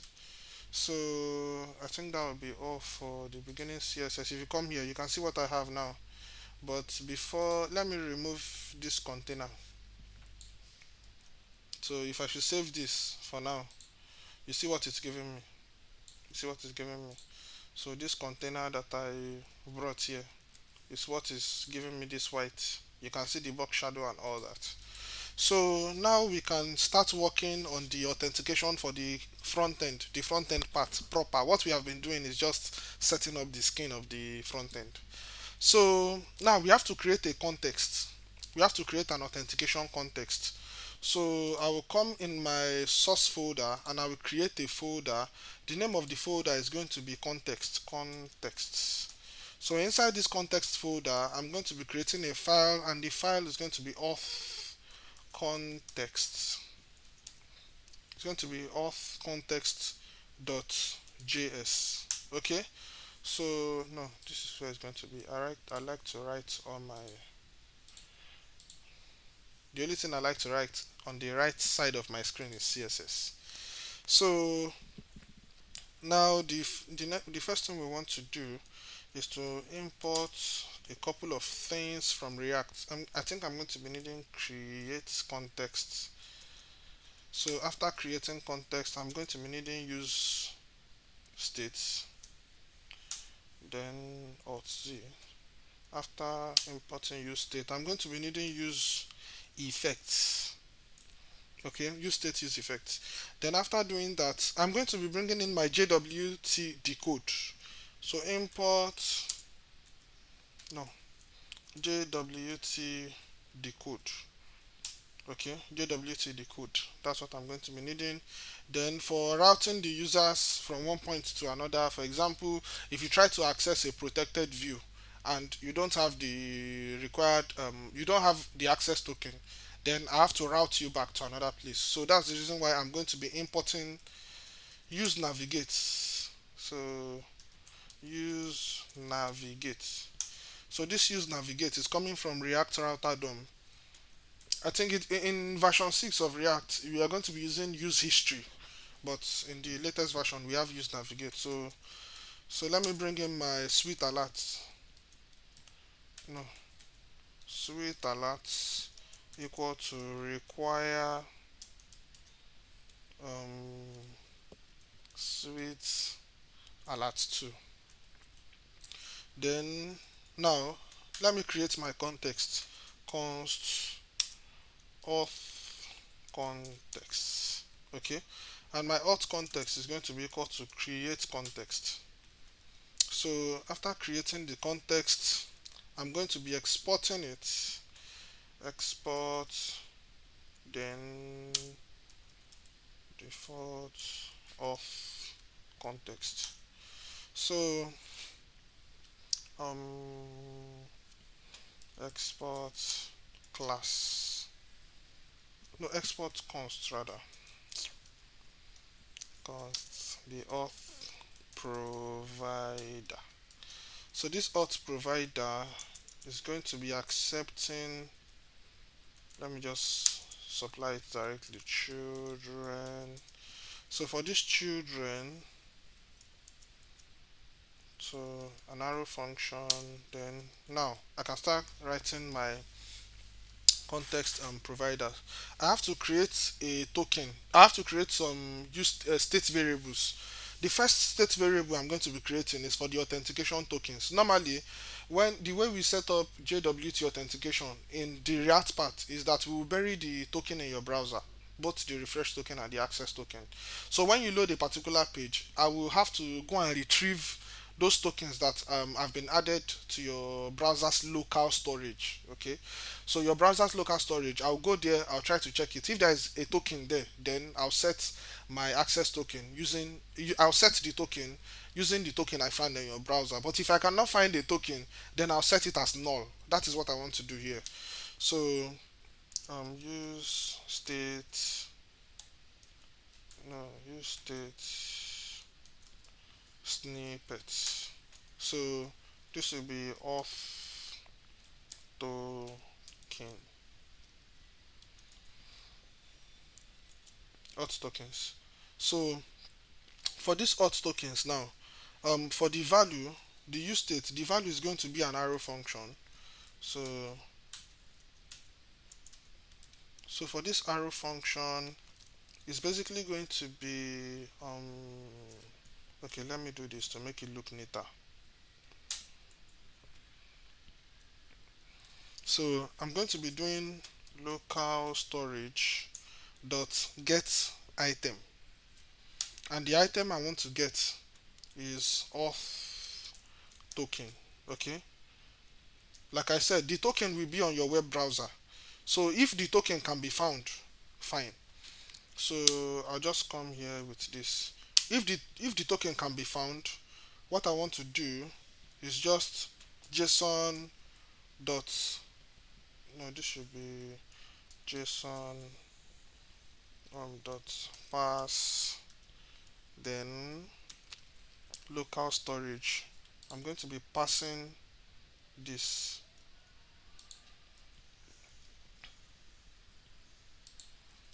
else null.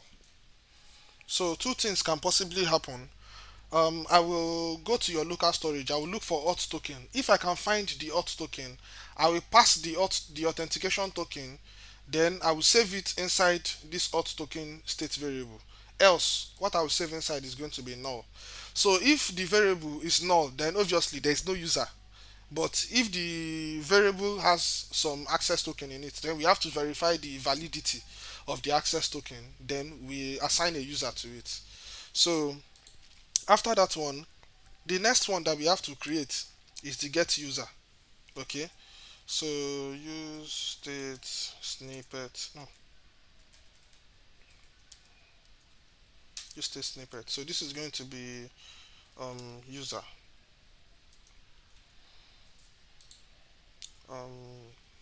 Normally I want this to be capital A, so set user.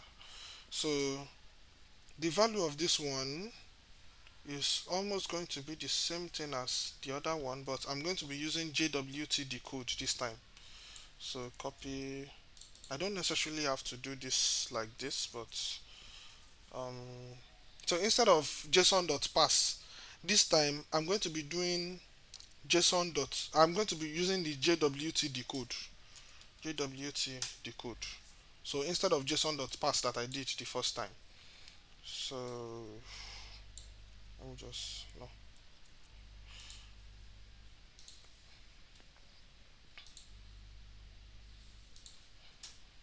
Okay. Then let me push this one in. Yes. So it is either it exists or null. Yes. So if it exists, JWT decode. Then after decoding it, then after decoding it, it is going to be giving us. I don't want to open the page anymore since I've closed it. It's going to be giving us the ID. It's going to be no, not the ID. It's going to be giving us the full name, the username, and the email. The full name, the username, and the email. So depending on what we set from the backend. So after doing all that, the next thing we want to do is to set a loading variable. Const no, let me say use state snippets. So loading, and this is going to be set to true. Okay, so now um const navigate equal to use navigate. So for this use navigate now, I can go and start creating the methods that are coming with the auth provider. So the first one is going to be login user. This is the method that is going to log the user in, and it's going to be an asynchronous function that will accept email and password. Don't forget, when we wanted to log in the admin the other time from the admin interface, I had to use email and password. So basically, I'll supply email and password to the backend, and the backend will give me the access and the refresh token. So the first thing I want to do is I'm going to be using fetch const response equal to await, since it's an asynchronous function, and what I want to await is fetch. Let me increase this a bit so I have more room. So I'm fetching um, the URL I want to fetch from.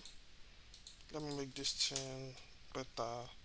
Const or let URL equal to, come here, let me copy this and make my modifications as needed. No, Z, yes.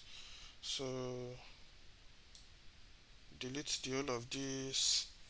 Then it's going to be slash API slash token. So slash API slash token is going to be giving me the access and the refresh token if the email and the password is correct. Okay, so come here and put the URL. Then after the URL, another thing I have to supply is a dictionary. So the dictionary, the method, actually an object in Python we call it dictionary. So then the headers. For the headers, I'm going to be having the content type. The content type is going to be equal to application slash JSON. Application slash JSON, and the body is going to be equal to JSON dot stringify. Then what do we want to stringify? What we want to stringify is no, the email and the password. Okay, so now the data that we are going to be getting normally is supposed to be the access token and the refresh token. So I will now say const data that I'm getting from the backend will be equal to await response dot JSON. So basically convert it to JSON. Then after converting it to JSON, I will now do a bit of check. If the status of the response dot status equal to 200, then I'm going to set auth token as the data that I'm getting. Okay, because like I said, this particular endpoint is going to be giving us access token and refresh token.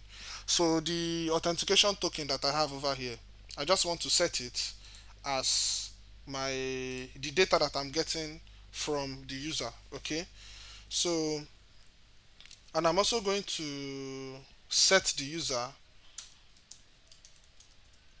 I'm going to be setting the user as JWT decode data dot access. So the reason why I'm going to be setting all tokens as data, but the user will be set as JWT decode data.access, is because this data contains the access and the refresh token. Okay, so the authentication token, I just want to set it as the data itself, but the user, I have to decode only the access token, and the access, after decoding it, I'm going to be getting it's going to be a string of characters. Then I'll use JWT decode to decode the information, then set the user as the information that I get as a result of decoding whatsoever I decoded. Then now I'm going to be setting my local storage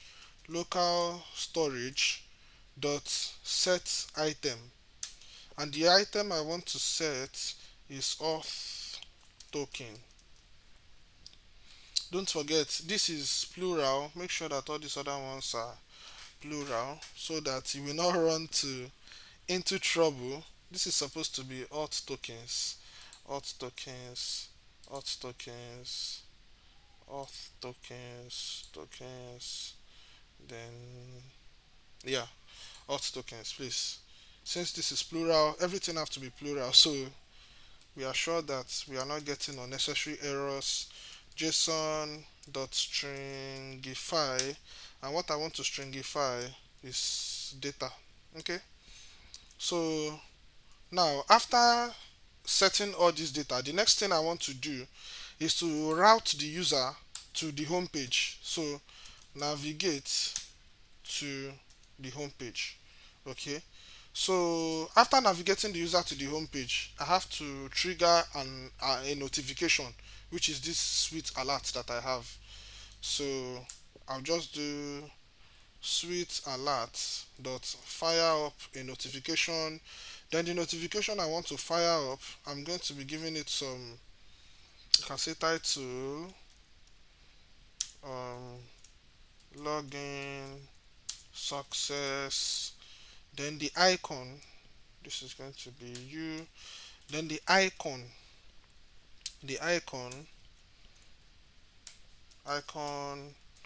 is going to be success. Okay, then the toast is going to be true, and the timer is going to be taking 6,000 seconds, just 6,000 milliseconds. That will be 6 seconds.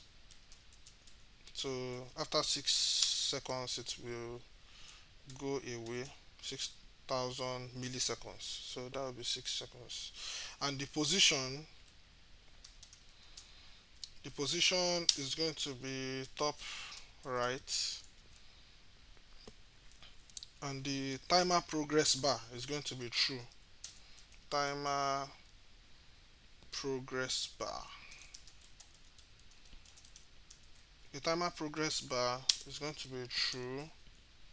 Timer progress bar is going to be true. Then show confirm button, set this to false. I don't need a confirm button there. This is supposed to be show confirm button.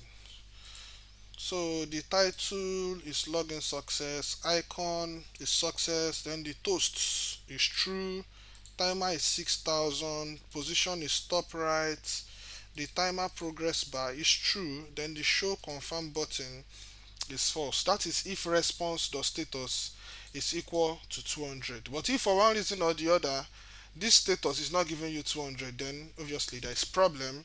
So let us show the user problems. So all I want to do is just to say console.log response.status. So whatever is the response I'm getting from the backend, just log it to the console, then console.log an error occurred.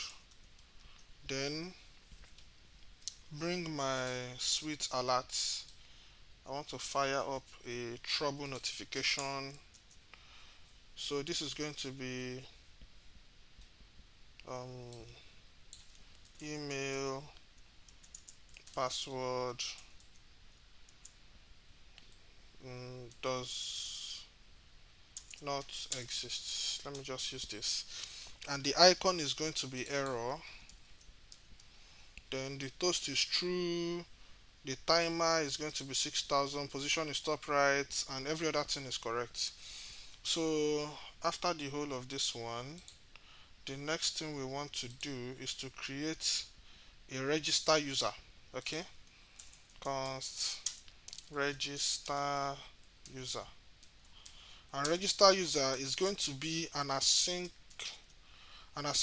function that is going to be accepting the following: full name, is going to be accepting full name, email, username, password, then password 2. Okay, so, and this is going to be equal to, and yes, we can start writing it. I can just copy a bit of stuff from here, then I'll modify as needed. So first of all, the URL is going to be api/register. Then it's also going to be post. It's also going to be post method. This is going to be the same thing, but for this one, I'm going to be having full name, email, password, email, username, full name, email, username. So password, and I'm also going to be having password 2. Password 2. Okay. So after doing that, I'm going to wait for the response. Then after waiting for the response, and if the response.status is 200, meaning that the user got registered. Actually 201. If response.status, if you want to create a new thing over API, the status is 201. Response.status equal to 201. If it's equal to 201, then what I want to do is to navigate the user to the login page. So navigate the user to login. Okay, so as soon as you register and the registration is successful, just route the user to the login, and I want to trigger a sweet alert. I want to trigger a sweet alert. So registration success. Okay, no, registration success. So, and that will be all. But if there is an error, so this will be else. If there is an error, then let me just come here to copy the error part, copy and paste. So copy the error, and there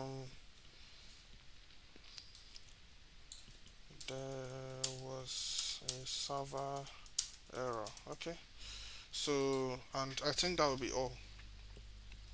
So the next thing I want to do, since I've created one to log the user in, to register the user, the last one I want to create is one that will log the user out. Okay, one that will log the user out. For me to log the user out, I'll just say const log out user. For me to log the user out, all I have to do is just to delete all the tokens in the user's web browser, and that is it. Just to delete the tokens, and the user doesn't have access to the system anymore. So set auth tokens as null. Okay, so after this, set the user as null because the user wants to log out. So, and local storage dot remove item auth tokens. Okay, so Then I will route the user to login. I think not this one, so just copy the all of this one.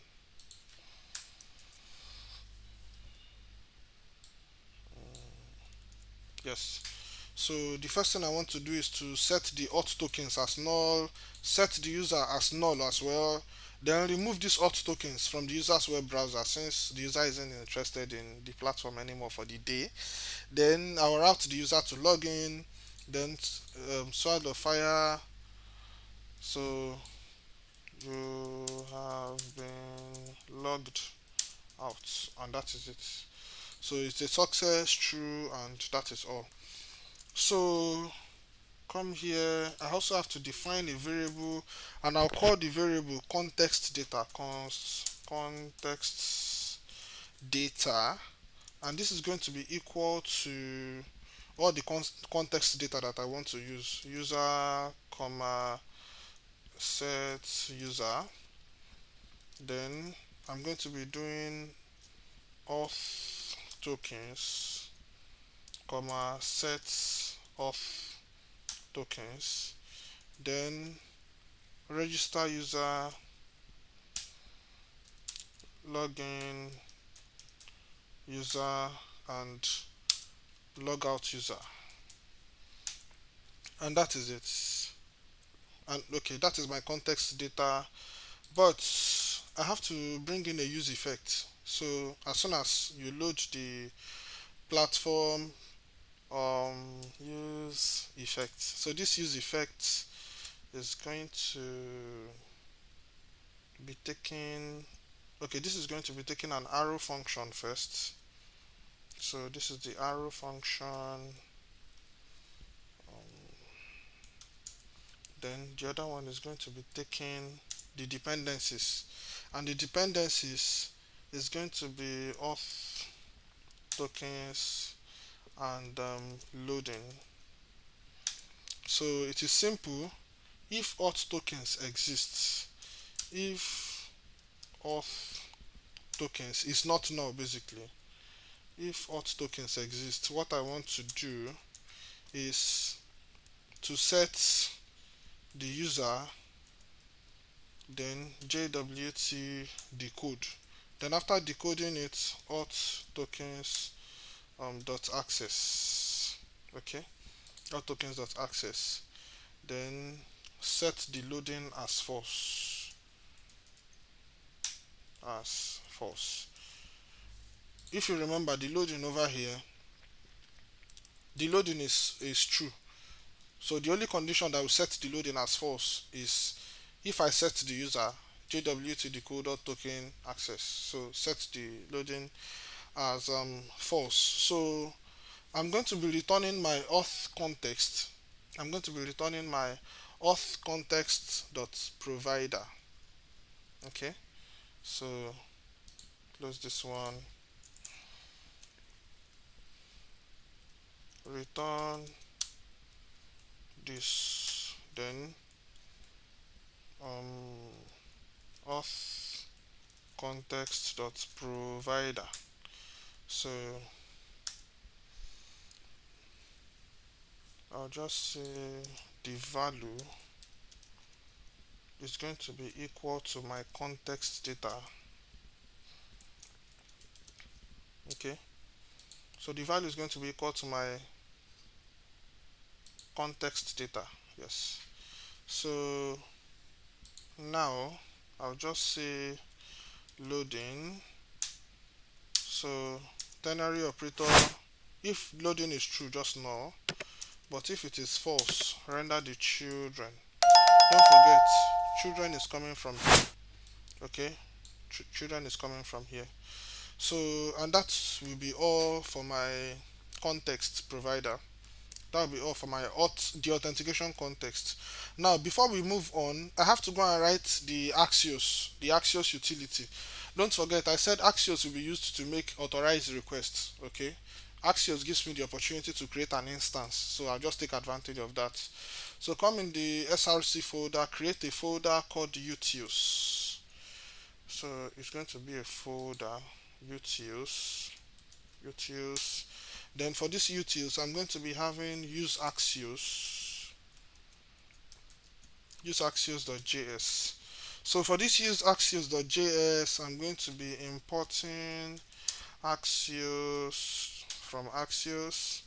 Then after this, I'm going to be bringing JWT decode from JWT decode. Then I'm going to import day.js from day.js.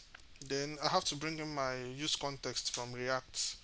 So import use context from React.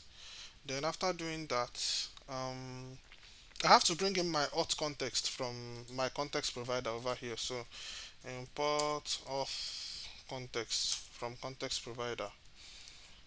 So, and I think that is good to go. So I have to bring in my base URL, const base URL.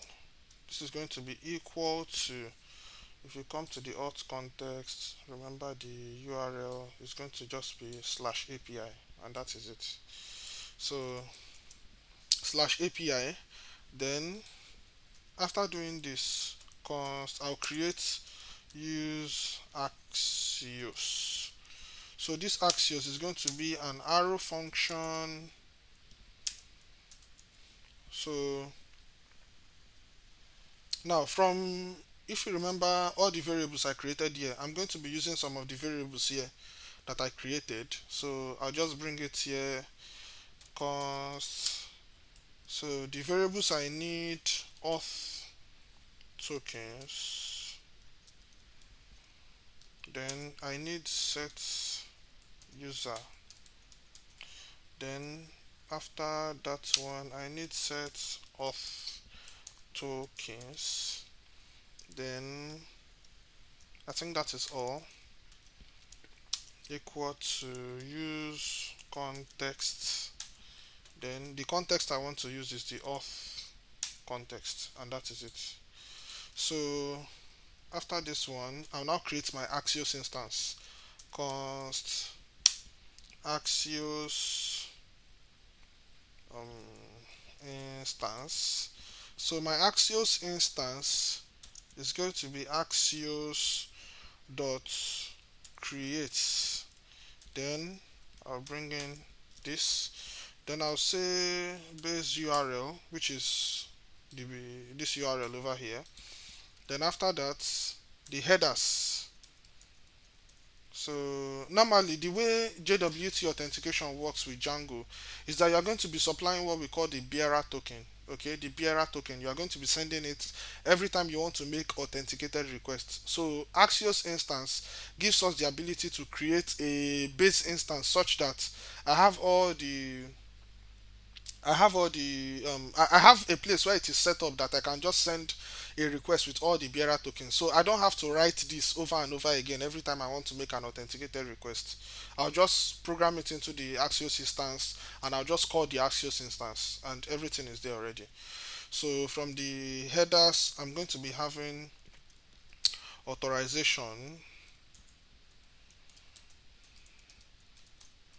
Okay, I'm going to be having authorization. Then because I want to inject data, it's better I use my backtick bearer. So this is going to be bearer, then my $sign. I'll bring in my auth tokens. My auth tokens. So I don't want this program to break. So let me just put some precaution here. So auth tokens are access. It is the access token that you are going to be sending to the backend every time you want to make authenticated requests. So that is the reason why I'm bringing auth tokens dot access. Don't forget, auth tokens is going to be containing your access token and your refresh token. Okay. So after that, the next thing I want to do is to create an interceptor. To create an interceptor in case the access token have expired, so we can easily use the interceptor to get another one. So Axios instance dot interceptors dot request dot use. So I'm going to be giving it an asynchronous request. So this is going to be equal to, then I'll say const user equal to JWT decode, and what I want to decode is the access token, don't forget. So that will be auth tokens dot access. Then I'll now check if it has expired. That is the work of the DJS. Okay, so const is expired. So if it has expired, DJS dot unix, then I can just say user dot exp. Okay, so dot difference DJS if it is less than 1 day. Okay, what I'm doing over here is just to check if it is less than 1 day, but sorry please, but don't forget that we set the backend, I think 3 days, 50 minutes rather. 50 minutes is what we set it to on the backend, but for the access token we can set it to 1 day. Okay, we can set it to 1 day. So whichever way you want to do it, just set it over here. Then I'll just come here to say that if not is expired, that is if it has not expired, just return the request and go away. Okay, return request and walk away. But if it has expired, we have to go and try to get another token. So const that will be const response equal to await. Okay, await, then axios dot post. Then I'm going to be having my backtick. Then from my backtick, I'm going to be bringing in the base URL. Base URL. No.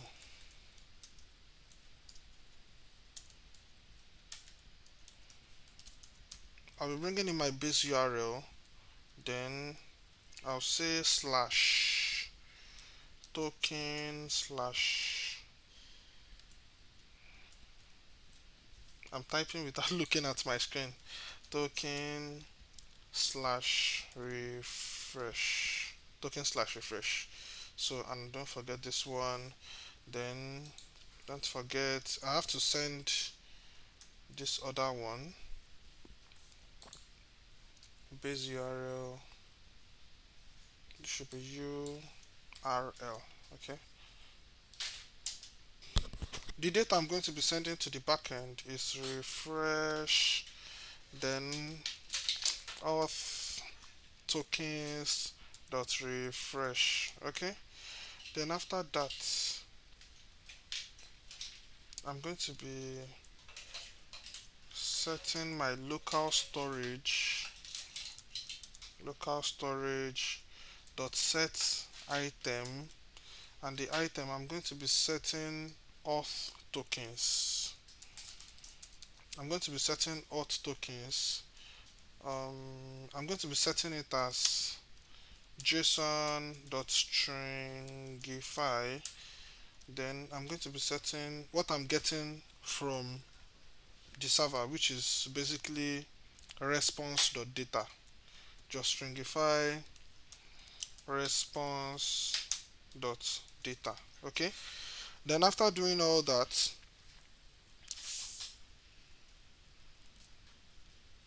I'm going to be setting auth tokens. Set auth tokens as response.data Then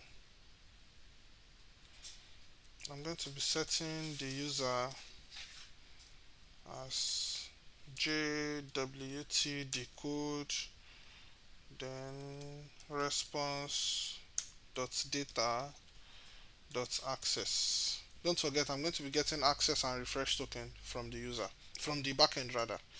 So set auth tokens, set the user, and yeah, from there I have to set the request dot header dot authorization equal to my backtick bearer. So the bearer, I'll bring this in so I can inject my JWT decode, then access. Yes. So return request, and that is it. So after returning the request, I'll close this other one so that I can return my Axios instance. I can return my Axios instance. So return Axios instance. So come here and export default, use Axios, export default, use Axios. So another thing that we have to do is that in utils we have to create the final utility that we need, which is the protected route. Okay, so this protected route is what we are going to be using to wrap any route that we don't want guests to have access to. So how do we do that? We just create protected routes.js. Inside the protected routes.js, I will import the use context. Okay, then after importing use context, import auth context. Then the next thing I have to import is navigate. Import navigate from React router DOM. Then I'll create my protected route const protected routes. So my protected route is going to be a very simple one. It's going to be taking children. So, and don't forget, it's going to be an asynchronous function. Then let's user, no,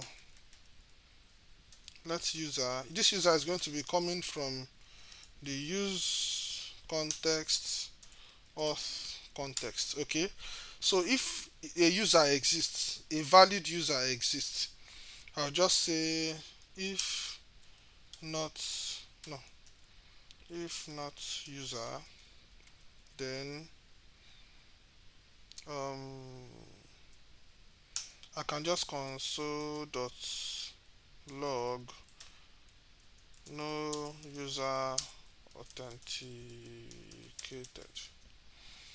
Then I will return, no, return navigate.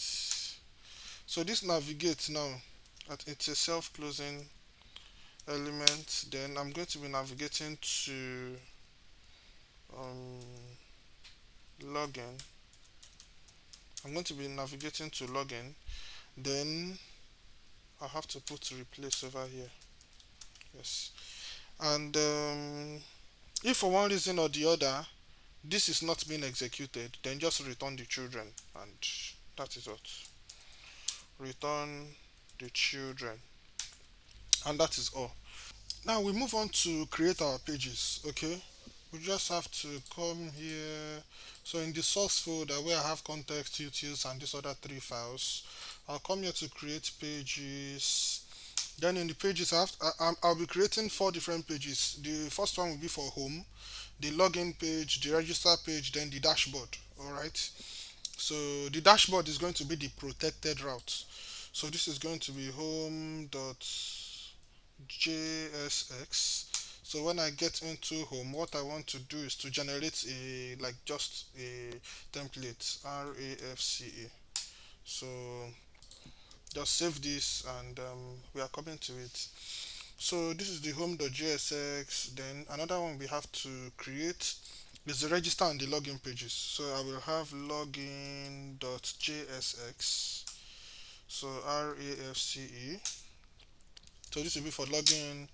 Then register.jsx. This is going to be for register RAFCE. So save this. Then I'll be having the dashboard, which is dashboard.js and x. So RAFCE and save this. So the way I love to export all these pages to other parts of the website, for majority of my personal and client projects, I like to create an index.js file.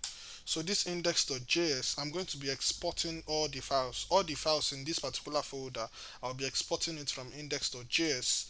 I'll just say export, then default as, for example, home. Then I would say from home, and that is it. So I can just copy, then paste. This other one is going to be dashboard. Okay, dashboard. Then I don't like this thing being very open. So then from dashboard, the next one I'm going to be having is the login. So login. Then the final one is going to be register. Yes, register, register. Yes, register. So save this and now I have to go back to app.js and make all the imports as required. So I can close all these pages for now. I don't need them. I don't need all these pages for now. The only thing I will need is just app.js. So I'm back to my app.js where I have my root container. All right. So I have to make some imports now. So I will import. I have to bring in the router elements first. So browser router as router. Okay, I want to bring it in as router. I'll bring in my routes. Then I'll also bring in routes. Okay, so these are everything I need from React Router DOM. Then I'm going to be bringing in my protected route. If you remember, come under utils, this protected route that we wrote. So the work of this route, like I explained the other time, is any element that I put inside this protected route. If a user should try to visit that particular route and the user isn't registered, isn't authenticated, okay, if no user can be found, it will navigate the user, it will route the user back to the login page. It will not grant the user access to that particular page. Okay, so come back here. So I can just write protected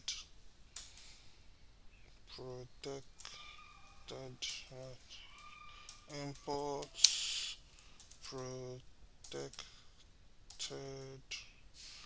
route. Normally it's supposed to give me protected routes, like it's supposed to suggest it from. So protected route is going to be coming from utils, then slash protected routes. Okay, so after that, the next thing that we have to bring in is my auth provider. So auth provider, my auth provider. Then after that, the next thing I have to bring in are the pages. So I can just play a trick. I'll just come here, dashboard. It's not giving me all these things. Normally, as I typed it, it's supposed to So since I'm exporting all the pages from all the pages, I'm exporting it from index.js. I can do something like this: import.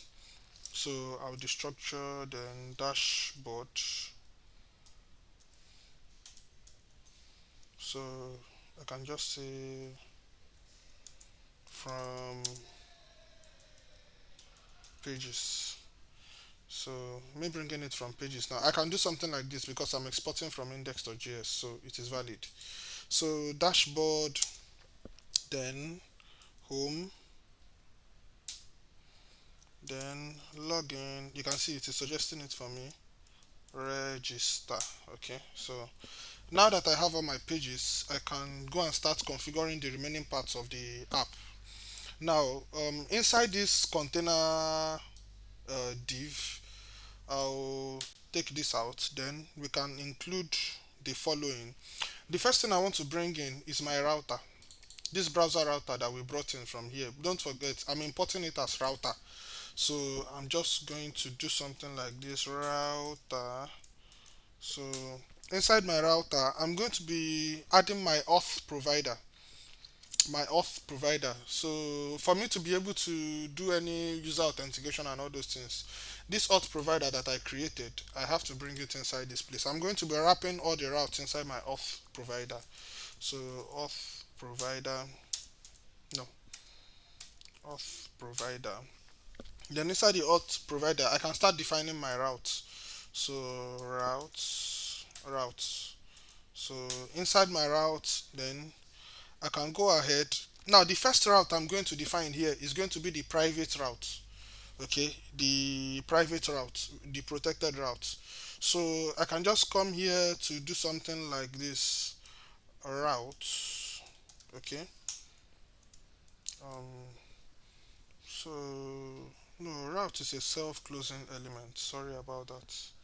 So route is a self-closing element. Then I'll come here and say path is going to be equal to slash dashboard. So then after doing this one, the next thing I'm going to be including is the element,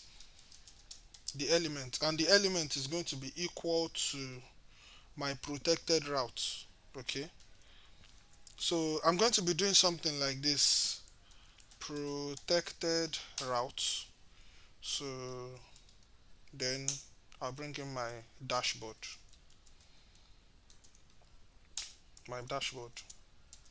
and that is it. So as soon as somebody tries to visit this particular route, it will go and it will render this protected route. And don't forget, this protected route, let me open it. It's supposed to show me where I defined my protected route. My protected route is here. So it will, as soon as you try to visit that dashboard route, it will come here, try to look for a user. If no user can be found, if no authenticated user can be found, then it will just route you to login. No matter what you do, it will just route you directly to the login page. So after this other one, the next thing I want to create, the next route. So the next route I want to create, it's a self-closing tag. Then path equal to login. Then after login, the element is going to be equal to login. Then let me close this so I have more room. So copy the whole of this, paste. So I think this is going to be register, but this will be small r. Then for the last one, it's going to be the home. So this one over here is going to be home, but I need to take a precaution here and add exact. And yeah, that will be that will be everything we have to do on the in the app.js. That is everything we have to do on that app.js. So since I've configured all my routes, I think I have to start my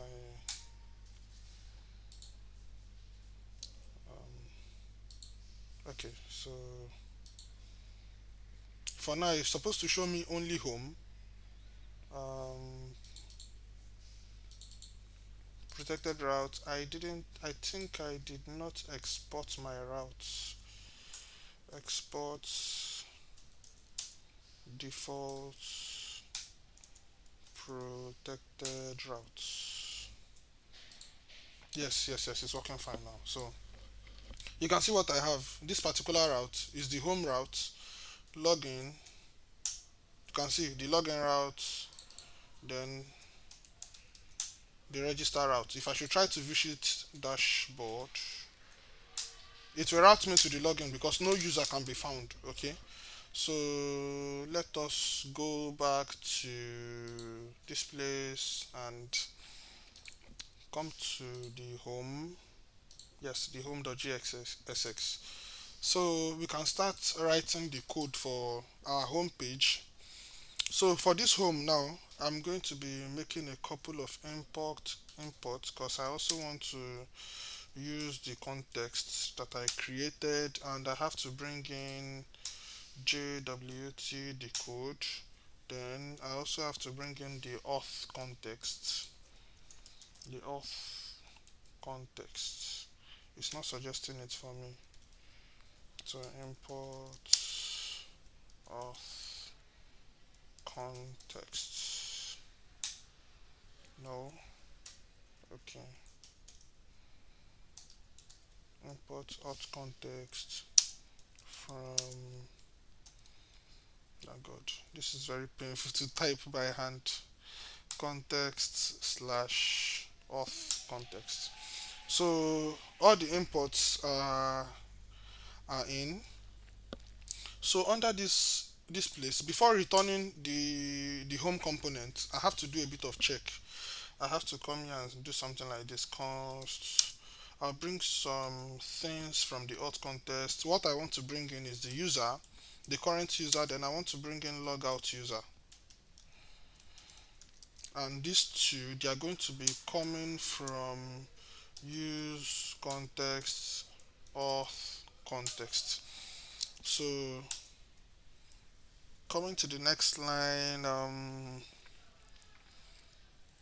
I can say const token equal to, don't forget that we have something in the local storage, so that will be local storage dot get item, and the item I want to get is auth, no, auth tokens.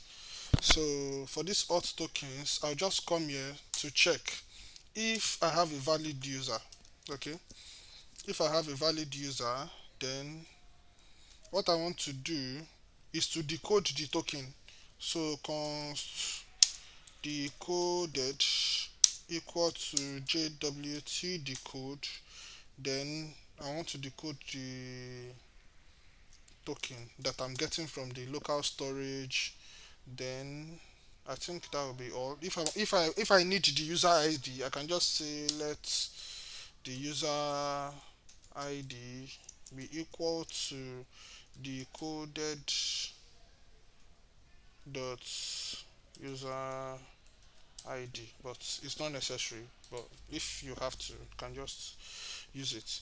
So for this one, I'll come here to my home component and write a class name of home, but it's not necessary.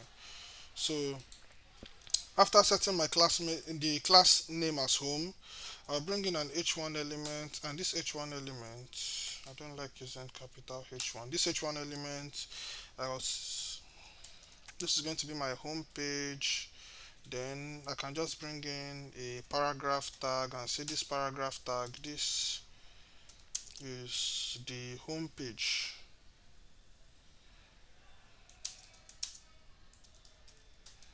This is the home page. Then from there, I'll come and do a check if the user exists. So if you check the navigation bar of most websites, you will see that if the user is currently logged in, you are going to be seeing some menus like logout, dashboard, and all those things. But if the user is not logged in, you'll be seeing login or register. All right, that is the same thing I want to do here. So I'll come here, I'll do a check. if the user exists, so I can just come here and say user. Then if the user exists, I'll just come here and let me put this. So at this spot, I'm going to be using a fragment. So in this fragment, I can do something like span. You are logged in. Okay. So I'll be giving the user two different options, BR, then BR. So like line breaks, the normal line break in HTML. So I think I have to bring in a link from React router DOM. So link,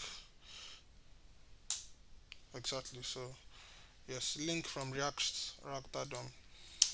So I can come here and give the user the opportunity to go to, okay, the first one is going to be going to dashboard, and the text is going to be dashboard. So I'll be given a line break so I can add the link to logout. So I can add the link to logout. So this will be logout, and that is it. So now for the dashboard, if you click on the dashboard, I want the user to be going to the dashboard. But if you click on the logout, I don't need this one. I don't need this one. I can just say on click. On click, just log out the user. Okay, just log out the user. So if you remember vividly, the logout user method was defined under the auth context. This is the logout user over here. If you want to log out the user, it will set the authentication tokens that we have. It will set it to null. It will set the user to null. It will go to the local storage and remove the auth tokens. Then it will route the user back to login. Okay, that is what I want to happen when you click on this particular logout button. Okay, but if you are not if you are not logged in, I want you to see login and register buttons. That is what I want you to see. So copy and come here and paste the fragments. So let me just one more step. So you are logged in, you are not logged in. So this is going to be login, but this is small l. Then I'm going to be having register.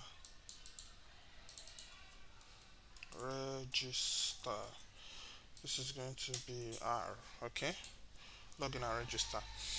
So I think we are done with the home. We are done with the home component. If I should save this and I come back here, let me go to the home component. So you can see the home component now. You can see login and register, but I don't like the way this login and this register they are looking.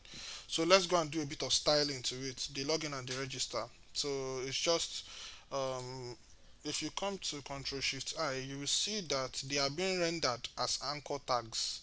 The A tag in the HTML. So I can just come here and style the A tag. Okay. So I just want to style those buttons. So come here, come to the CSS and let us style the buttons. Since it's going to be global, I can decide to put it inside app over here, but let me just put it outside. So for this A tag, what I want is just the text decoration to be none. Then after this, I want the color to be soft color. Then I want the transition to be 0.25 seconds is. Then I'm going to be setting the hover state, which is ampersand hover. For this hover state, I'm going to be saying the color should be $main color. Save this and come back here. So you can see that the color have changed. The color have changed. That is what I want. You click on login, it will take you to login. You click on register, it will take you to register. Okay, so I'm going to be creating the register page first. I'm going to be working on the register page first, the page that when we go there we can register a new user. Okay, so don't forget that we have our Django server running over here. So I had to pause the video a bit to do a bit of work. That is the reason why you are saying this Jupyter client user, but just ignore for now. So the main root container, I think we are out of this place. Okay, this is what we have now. Let me close this one. So we are working on the register page now. So come here, we go to register. We go to register. Okay, this is the registration page. So for this registration page, I'm going to be stealing these two things from here. Then I'll come here and paste them. So I can close this. Then let me drag this register here, because the only thing I want to have to the right is just the CSS. So, and I think I'm done with the CSS actually, so let me just close it so I can have more room. So class name should be register, although we won't be needing it, but I just love my things organized. So this will be the register. Then you can have something like create a new account. Create a new account. Okay, so after doing create a new account, the next thing that we want to do is to bring in some elements. So apart from React, I have to bring in use states and use contexts. So use states and use context. Then after this, the next thing I want to bring in is my link. So link from React router DOM. Then another thing I want to bring in is the auth context. Auth context, but this is very stubborn. I have to type it by hand. Auth context, and this is going to context, and this is going to be coming from um, context, then auth context. So moving on, I have to create the skin of the page. So now creating the skin of the page, I have a form. Okay, I think I'm not done with the CSS because I'm going to be styling my form. So let me just bring it back just a moment. So now I have my form. The form is not going to be having any action, so let me just take it out. So I'm going to be having a label. So this label, I'm going to be having full name. Then the next thing I'm going to be having is the input. So the input is going to be a type of text. No, text. So the type is going to be text, and the name is going to be full name. The ID, I don't have to set the ID. I don't have to. The important one that I have to do is to set it as required. Then another thing I have to do is to give it an unchange. Before we move on, let us create the state variables so we know exactly the fields that we are creating inputs for. So the first one is the full name. So use states snippets. So alt z. Then let me copy this and paste it 4 times. So I won't have to do this again. So for this first one, this is going to be full name, full name. So this is capital F, and it's going to be set to empty string. So the second one is going to be email.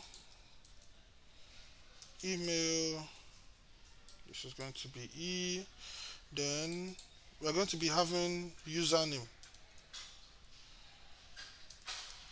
So this is going to be set to capital U. Then we are going to be having passwords.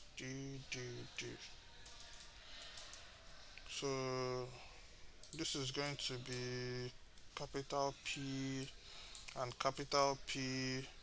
So this is going to be password 2, password 2, and those are the fields that we are creating something for. Okay, so password 1 and password 2. Don't forget, in the backend, we are going to be using, we need the passwords to match. So we need password, then we need the password 2 as well. And if you check the auth context under register user, you will see that we have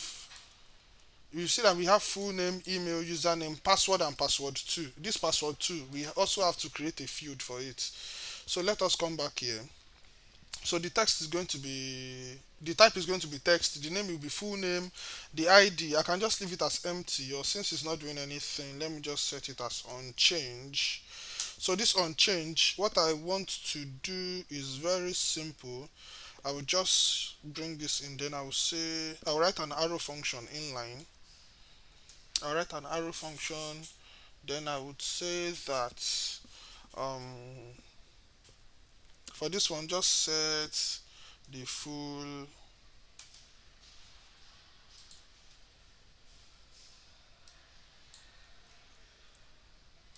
so set the full name as e.target.value, e.target.value, and that is it. That is for full name. Okay, so I believe that by now we have set this one, then we can go ahead to create for the remaining ones. So for the full name, now the email, just copy the whole of this, the full name, the email.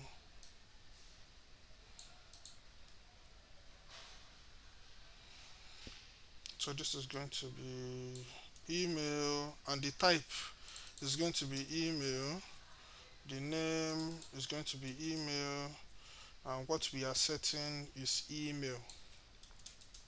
Okay, so we have taken care of this and this, so let's work on the username, password, and set password. So the username, password, and set password, the username is of type text, so let's just work on that. So label,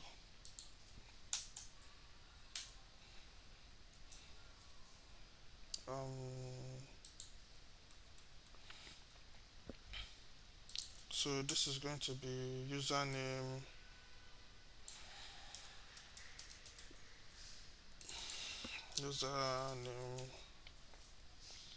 So what I'm setting is username, and it is required. Then the last two, which is the password. So the type is going to be password. Come here, copy.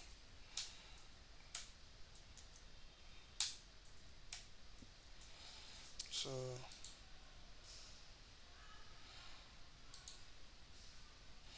so this is going to be password, while this is going to be confirm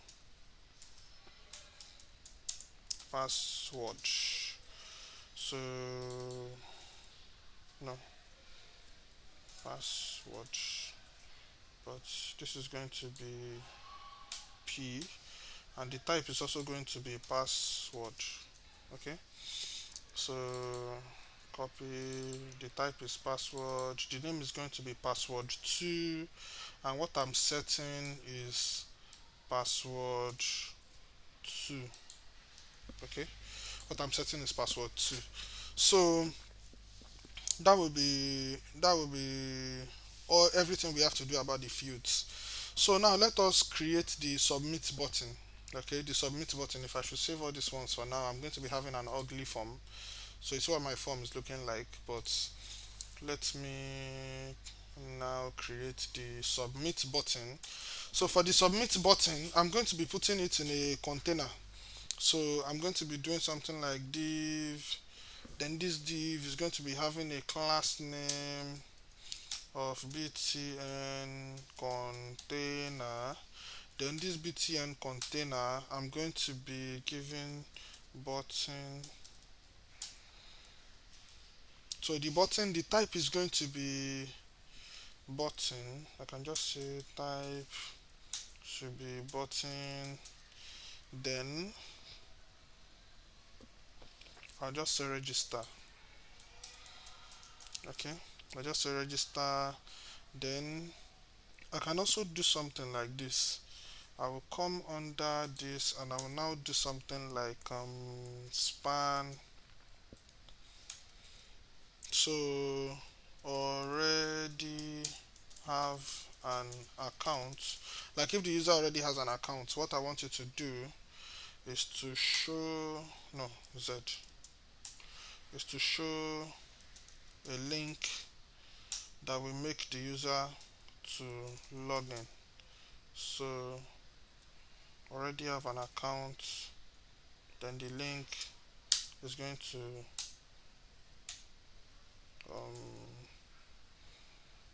slash login.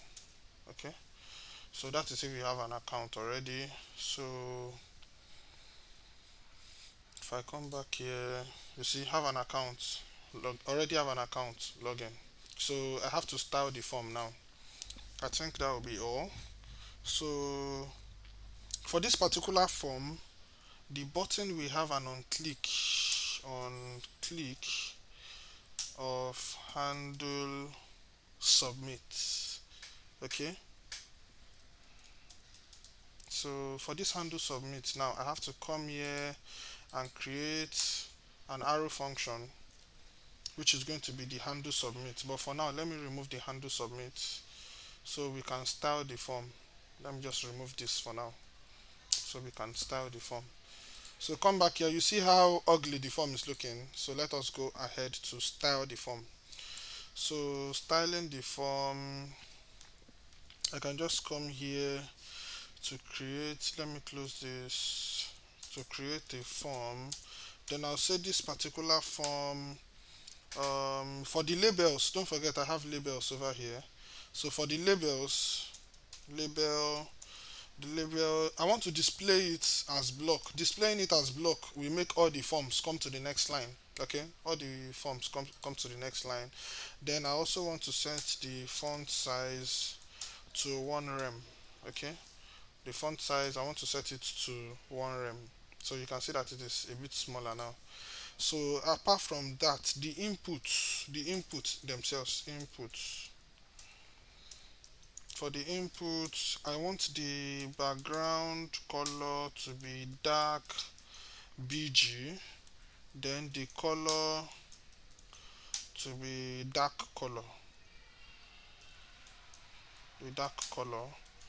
Then I want the border to be none and the outline to be none. Okay, I don't want any, like when you click on it, it will not be showing that black, that ugly black outline. I don't want it. So after that, I also want to give it a padding. I want to give it a padding of 0.5 rem and 1.5 rem. So what this is saying is padding top and padding bottom will be 0.5 rem, which is 8 pixels. So padding left and right will be 1.5 rem, which will be 16 plus 8 pixels, that is 24 pixels. If you come back here, you see what I'm having now. You see what I'm having now. So after that, I want the font size to be 1 rem and also the width 100% because I want it to span the whole screen. And the border radius, I want the border radius to be 2 rem, and I want the margin bottom, I want the margin bottom to be 1 rem, although there's possibility of reducing it. So because this thing is spanning through the whole page and I don't like the way it is spanning through the whole page.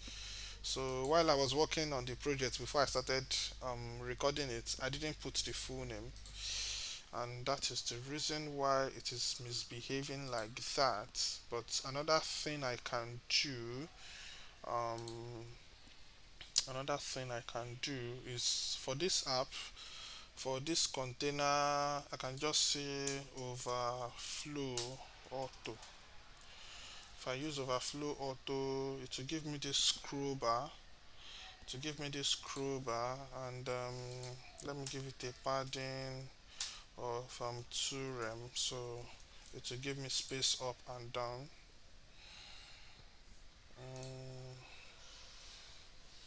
It is not giving me space up.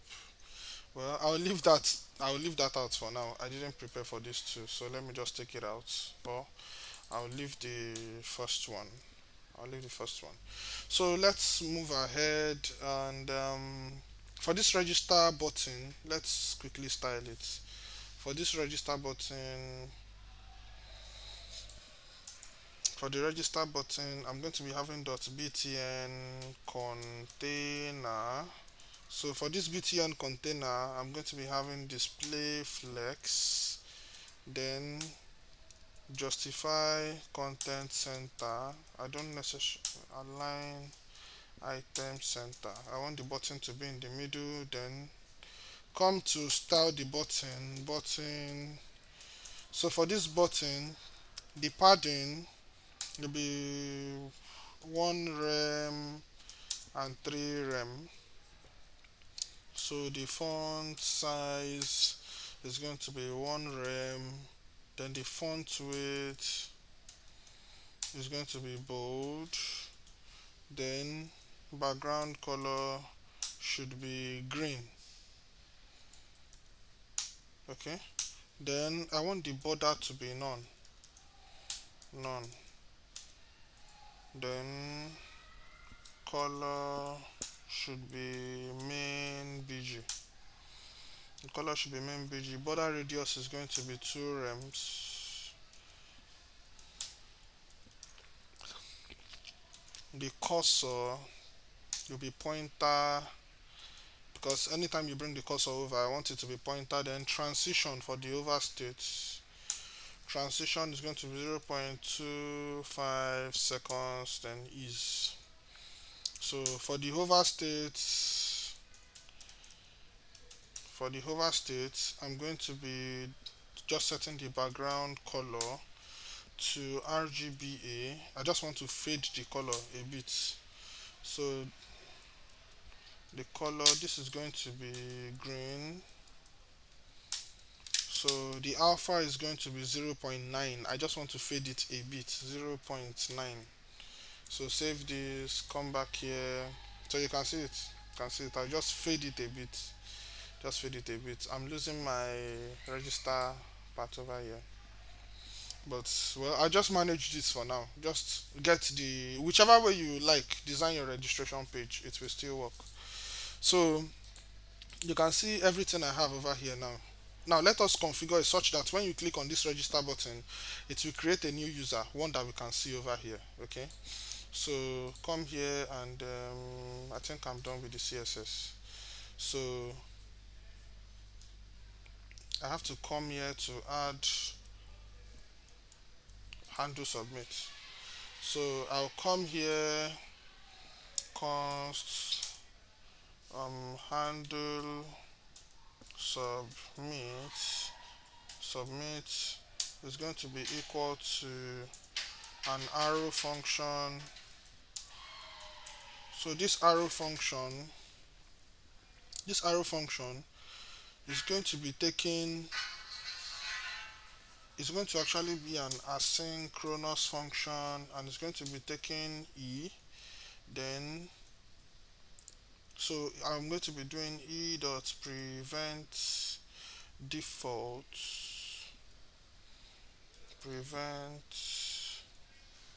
default. Okay, so after preventing the default, what I want you to do is to extract all those values. Okay, since actually I don't need to extract them since they are state variables, so let me just console.log. Let me do something like name, full name, then copy full name, email, then username. Okay, let me leave the other ones. So when you click on this, when you click on this particular button, it will show me the email, the full name, and the username. So come here, Control Shift I. Now the full name, let's say Alexander Clark. So the email alex@clark.io. So username Alexo Clark, password Alex Clark, then Alex Clark. If I should register and I come here, you see what it's giving me? So it is basically sending all the data to my console, which is exactly what I did. But to make our life way easier, this auth context that we wrote, we have made our life easier with just writing this auth context. For me to register the user, all I have to do now is just to copy this function and I'll put all this data inside like this and I'm good to go. So basically I can just copy this, register user, come here. So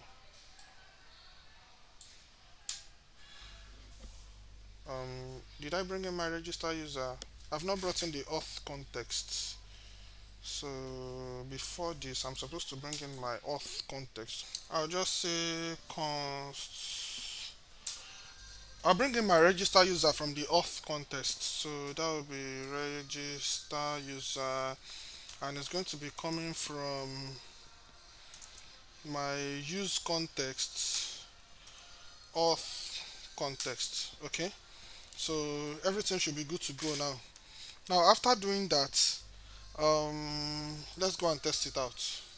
Let's go and test it out. So when you hit this register user, don't forget that when you hit the register user, this is the URL is going to be submitting the user to. Then it will just try to fetch from that URL, then it will stringify everything and basically register the user with the backend. So come here and let's go and test it out. Come here and so Alexander Clark, the email alex@clark.io, then um, the username Alex. Let me just use Alex Clark. Then copy, paste, and paste. So register the user.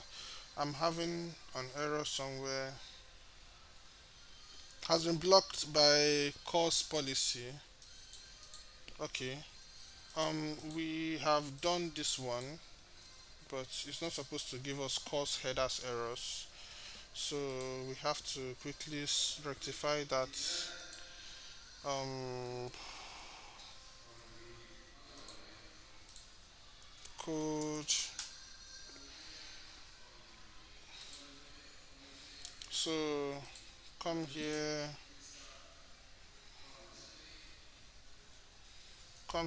and this is the course headers. I have my middlewares. Okay, 127001. Okay, I think this is where the issue is coming from. So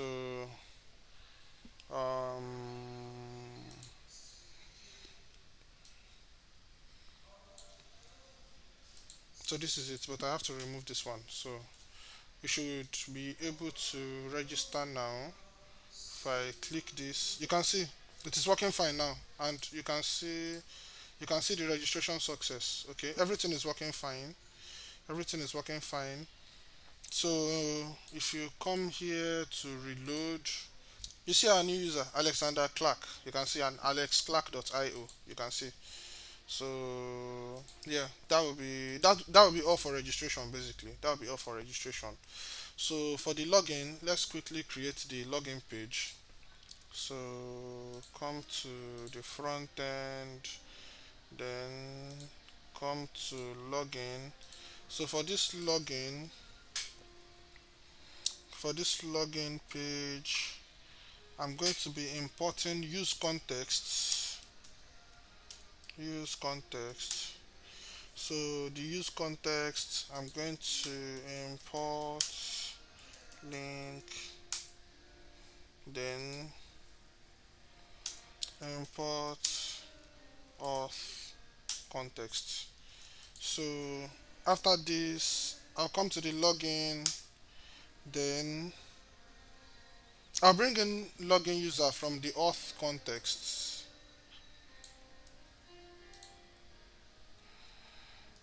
So login user, login user. After bringing in the login user, then I just have to basically copy the form that is here, then I'll work with that. So I can just copy the whole of this actually, copy, then paste it here, then I'll just delete some of them. So this is going to be login, then sign into your account,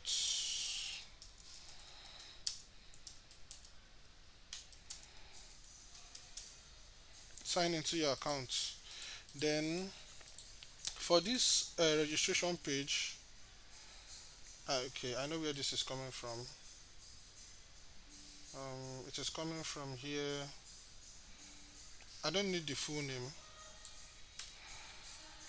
I don't need username, and I don't need confirm password. So these are the ones I need. So this is going to be login. So don't have an account,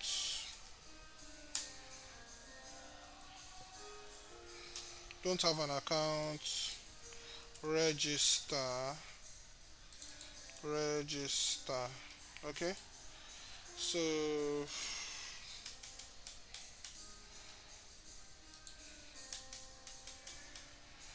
okay, save this, and this will be login.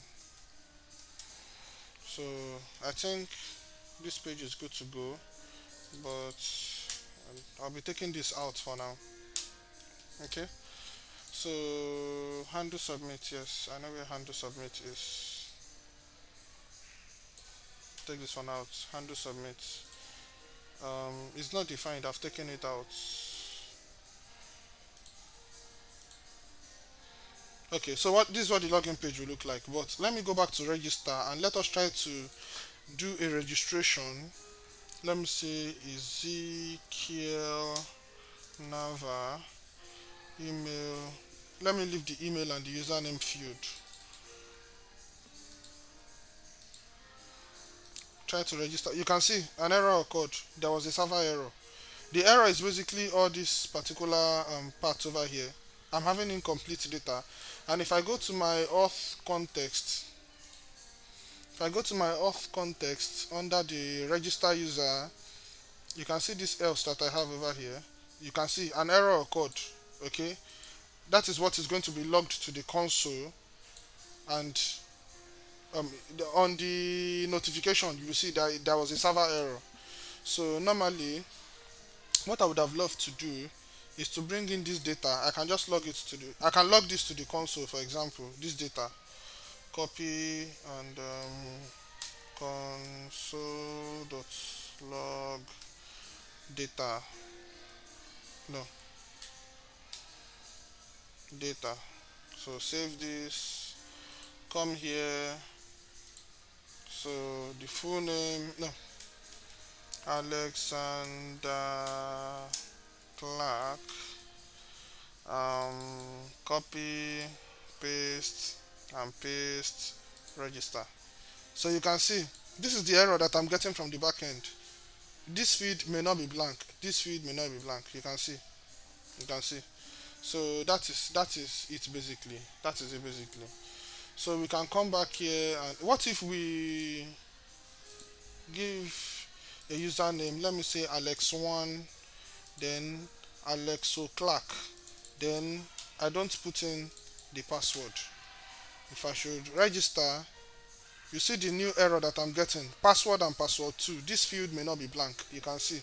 So this is fully functional. This is fully functional. So um, let us go and work on the login. So for the login, I've created my form. Now all I have to do is just to do a bit of connection to it. So for me to log in the user, I've brought in the login function, and if you check the auth context, the login user, this is all it's going to do. Okay, this is all it's going to do. So just to log in the user, I can just come here and use const handle submit. It's going to be an asynchronous function. No, so for this asynchronous function, I'm going to be having e here. So for this handle submit e, then e dot prevent default. So I've killed the default action. I have to come back here to say on click, then handle submit. Handle submit. So after handling the submit, the next thing I want to do is to say const email is going to be equal to e dot target dot email dot value. The reason why I can say email dot value is because the name is email. Okay, the name is email. For this one, it will be password dot value. Okay, so just copy. So this is going to be control D password. So for me to now log the user in, all I have to do is just to bring in my, I can do something like email dot length. I can do a bit of validation. Any validation I want to do, I can just do it here. For example, email cannot be empty, password cannot be empty, whatever validation I want to do. So I can just leave the validation out for now. You can handle the validation, I believe. Login user, and you're going to be logging in with email and password. Okay, so if I save this and I come here, so it will try to generate token. Don't forget, we are generating token from the user. So after generating the token, it will, I think, yeah, it will set the auth tokens. Okay, after setting the auth tokens, it will set the user. After setting the user, it will set it in local storage and it will take us back to home. Initially, before now, if we visit home, copy, if we visit home, look at what I'm getting. If you visit home for now, after the user is logged in and it routes us back to this home now, we are going to be saying something different. So come here and let me open login in new tab. So come here, I think it is Alex, um, I can't remember the user that we just created. I think it's Alex Clark. Copy. So the username, the email is alex at clark.io. Yes, alex at clark.io. Then the password is Alex Clark. So click on login. Um, it's having some errors. Control Shift I. Cannot read the properties of undefined reading value. So coming from login, read the target the value. I must have done something wrong here. Handle submit on submit. So on submit. The type is supposed to be submit. The type is supposed to be submit. Sorry about that. The type is supposed to be submit, and it's not supposed to have this handle submit. So and the type is supposed to be submit. So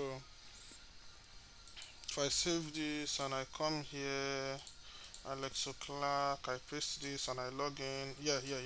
So it's working fine now. So come here and I can take this one out now. Sorry about that. Come here and run it. You see, email or password does not exist. it shows that my login credentials is wrong. If you check the, okay, this is the backend server, you can see. So something must be wrong. Alex Clark. If I try to log in again, okay, yes, I just typed the correct login details, and you can see login success. If you check what I used to have, you are not logged in. Log in and register. But now that I'm logged in, I'm seeing dashboard and logout. Okay, I'm seeing dashboard and I'm seeing logout. If I should click on logout, it will route me back to this same home page, but now it is telling me to log in or register. You have been logged out. Okay, if I go to register, this is the page I will have. If I go to login, this is the page I will have. Alex, then Alex Clark. If I should submit it, you see, you are logged in, dashboard and logout. So the dashboard will not be having too much of information. Just open the dashboard and let's just quickly write a bit of information on the dashboard. So come to the dashboard.jsx, then import use state, use context, and also use effects.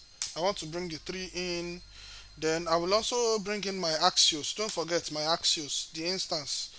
Import use Axios. And this is going to be coming from utils slash use Axios, if you remember vividly. Then after that one, I'm going to be bringing my JWT decode. Then I'm also going to be bringing in link from React DOM. Link from React Router DOM. Then the auth context. Auth context. Yes, this is it. So yes, that will be all. That will be all. That will be all. So come here and come to the next line. Const. I can just come here and say response from the server. So response, comma set response, then response and set response. Then this is going to be equal to use state, and it will be an empty string. Then after doing this, I can say const API equal to my use Axios instance. Okay, so it's going to be equal to my use Axios instance. Then I'm going to be fetching my token. Const token equal to local storage dot get item dot no get item of tokens. Okay, it's plural, please don't forget. Then let me just bring this one in. It's going to be logout user. So log out user. Now we don't necessarily have to do any check here anymore. We don't have to do any check if a user exists or not. The reason is because if you remember the app.js, in the app.js we have this particular dashboard in the protected route. Okay, we have this in the protected route. So this route already gives some sort of shield to this particular view. All right, so to this particular component. So if I close this and I come to my dashboard, I can just say if token, although we don't necessarily have to say if token, but just to be on the safe side, const the code equal to JWT decode, and what I want to decode is the token that I'm getting. Then I can just console.log the decode, the decoded data. So let me save this first. So if I come to my dashboard, look at the data that I'm decoding. look at the data, you can see that the full name is Alexander Clark. Eh? The expiry date is this. That is where the day.js come in, if you remember. This is where the day.js is under utils use axios. If you remember the day.js, this interceptors. So it is this particular this exp that it is going to use to check if that particular token have expired, and if it has expired, then it will go and fetch another one. All right. So like I said, this use axios and the auth context that we wrote have solved a lot of problem for us. If you can get those two right, then you won't be stressing yourself much. So you can see the email is Alexander Clark, the expiry date, the full name, and you can see the user ID. You can see the user ID. Then you have the username also. You have the username as well. So let us continue. Auth tokens. Okay, so we can continue.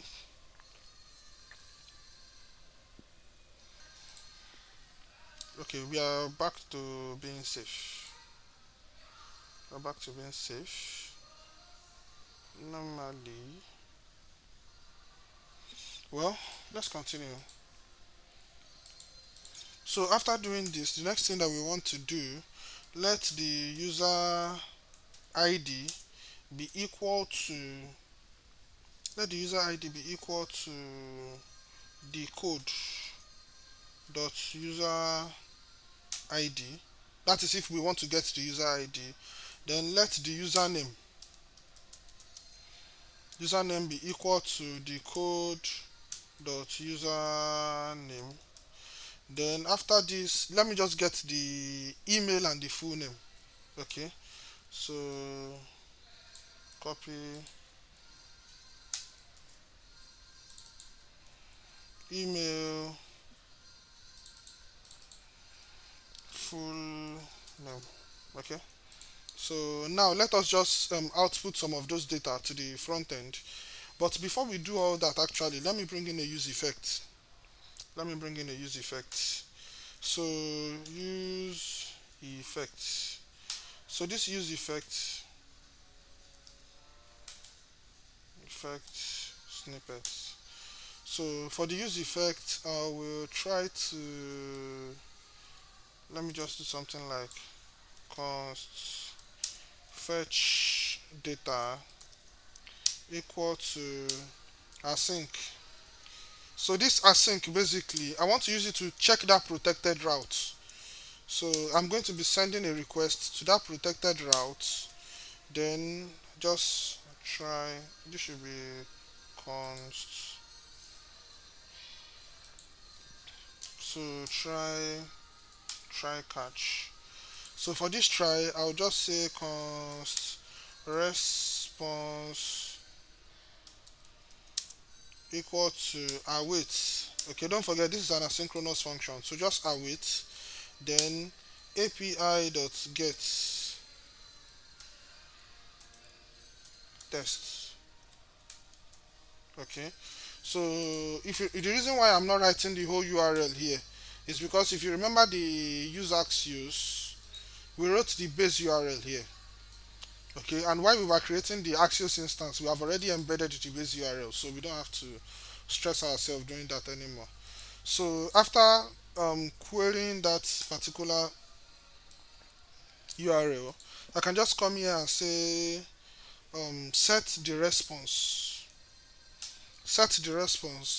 as response.data.response. Don't forget, from the backend, for that particular tests interface, if you remember vividly, for the views.py, you can see it is giving me response. I'm sending out response and output. Okay, when it gets to the front end, I have to set it as response.data. Okay, dot response. So that is it basically. From there, console.log error. Then I can also set the response as something went wrong.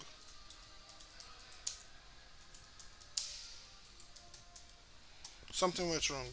So before I close this, just come to fetch data. Okay, so after fetching the data, okay, yes, so just save. Then I'm not returning anything. Also, I don't have any dependencies, so I can just leave this empty. So now let's quickly go and write the dashboard and we call it a day. So this is going to be having a class name of dashboard. Then I'm going to be having h1 dashboard.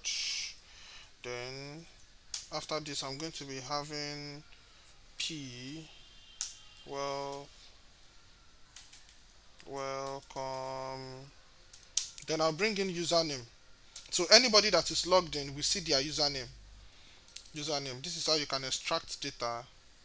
Okay, so after doing that, the next thing we want to do is to show them a bit of their credentials. Your credentials are as follows. Okay, then after doing all this, I can come and say something like this. I'll give a line break. Then after giving the line break, I can say span username. Then username. I can also add the ID as well. Username, user ID. So if you remember, we have user ID. So this will be user ID. So after doing this, the next one is going to be full name. So this is going to be full name. Then I can also add the email since I got the email. So um, copy email.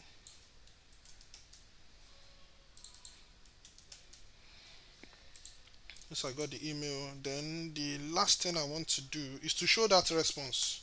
Two line breaks, and I'll bring in span. This span, I'm going to be injecting the response I'm getting from the API. So this response is coming from here. And don't forget that the default state is the empty string, but at some point, the test endpoint from the API, don't forget that test endpoint, that is what I'm going to be setting as the response. So I'll just bring the response into this place. Then I want to have two links, one for the home, one to route the user to the home, then one to log out. Okay, so before I bring in my two links, I'll be bringing two line breaks. Then from the two line breaks, I'm going to be having link. So this link is going to home. So the to property to home, then a line break, then another link. So this is going to be logout. Okay, this is going to be logout. So this is going to be on click. So this will be logout user, and this logout user is coming from this place. And don't forget, if you come to use Axios, no, not use Axios, the auth context, you will see the logout user somewhere here. So these are all the things we should expect to happen. And yeah, I think that is pretty much it. So if I come back to my web browser,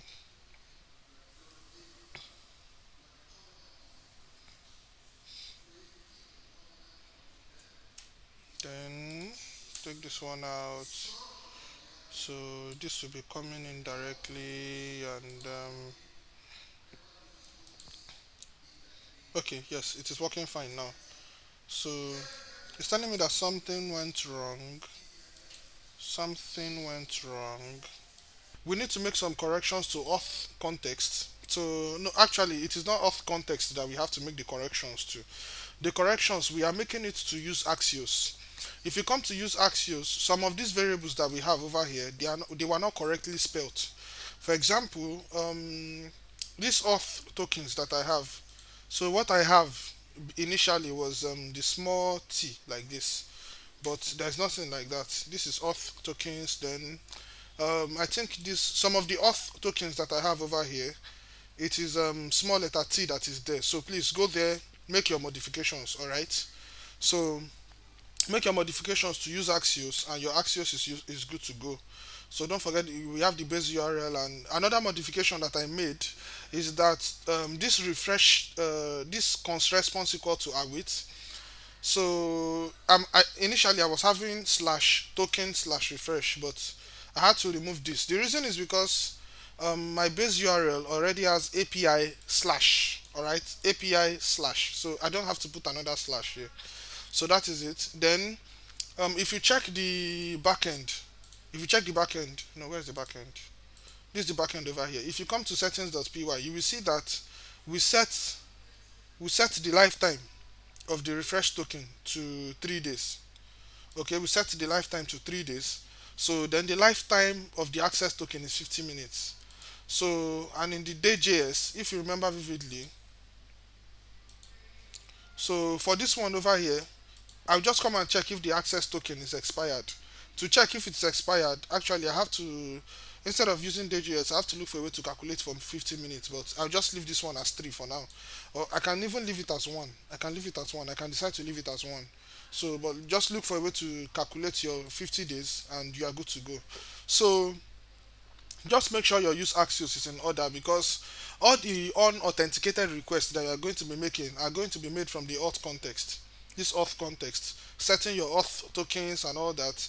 Use Axios is responsible for making authenticated requests, and this file has to be in order. So, like I said, please go through yours and make all the modifications as required. I think I had to change this one as well. I think I had to change this one as well. Just make sure that all the auth tokens on this page are capital T, are having capital T as in the token. So let's go back to the front end. You can see what I'm having now. Welcome, alex.clark.io, authentication successful. If you come to the test endpoint, if you come to the test endpoint where we have the views, okay, you will see request.user, and the user is identified using the email. If you remember our models.py, the username field is what? The email. So that is the reason why it is giving me the email. I might as well specify the username there. I might as well specify the username or the full name. And all I have to do is just to come to views.py. If I want the username, I'll just say username. Okay. Request.user.username. Okay. Save this. Come to the front end and reload. You see, it's giving me the username now. It's giving me the username, which is this username over here. If I want the full name, that will be .user .profile .profile .full name. Okay, save this, come back here and reload. You can see that now it is giving me the full name. Now it is giving me the full name. If what I want is only Alexander, I can just split the string, then after splitting it, I'll return the first part. I believe that is something that you can readily do. So you see how if I want to go back to home, I'll go back to home. So as for this home, I did a few console.log on the use Axios. So that is the reason why all these console.logs that I have, I think it's under dashboard, then yes, so I don't need this anymore. So the next thing I want to do now is to change this. Yes, instead of home, you just have to be slash. I don't have to say slash home. So take this one out, or let me go to the previous page, then go to home. Okay, so it is taking me to home. Go to dashboard, it will retrieve all this information, then go back to home. Then from home I can decide to click on logout, then it will log out the user. You can see you have been logged out. Then I can go back to login, then I think it's Alex Clark, then login. You see, I've been logged in, go to dashboard, then from dashboard I can go home, I can go back to my dashboard, then I can log out. Okay, so well, it has been a very long tutorial, but thank you for watching till the end. Thank you very much for watching till the end. Don't forget to drop a like for the video. I know you will have one or two questions, or just drop them in the comment section. I'll try to respond as soon as I can. All right, I'll try to respond as soon as I can. Don't forget to drop a like for the video and subscribe to the YouTube channel as well. Okay, so thank you very much. I'll see you in the next tutorial. Bye for now.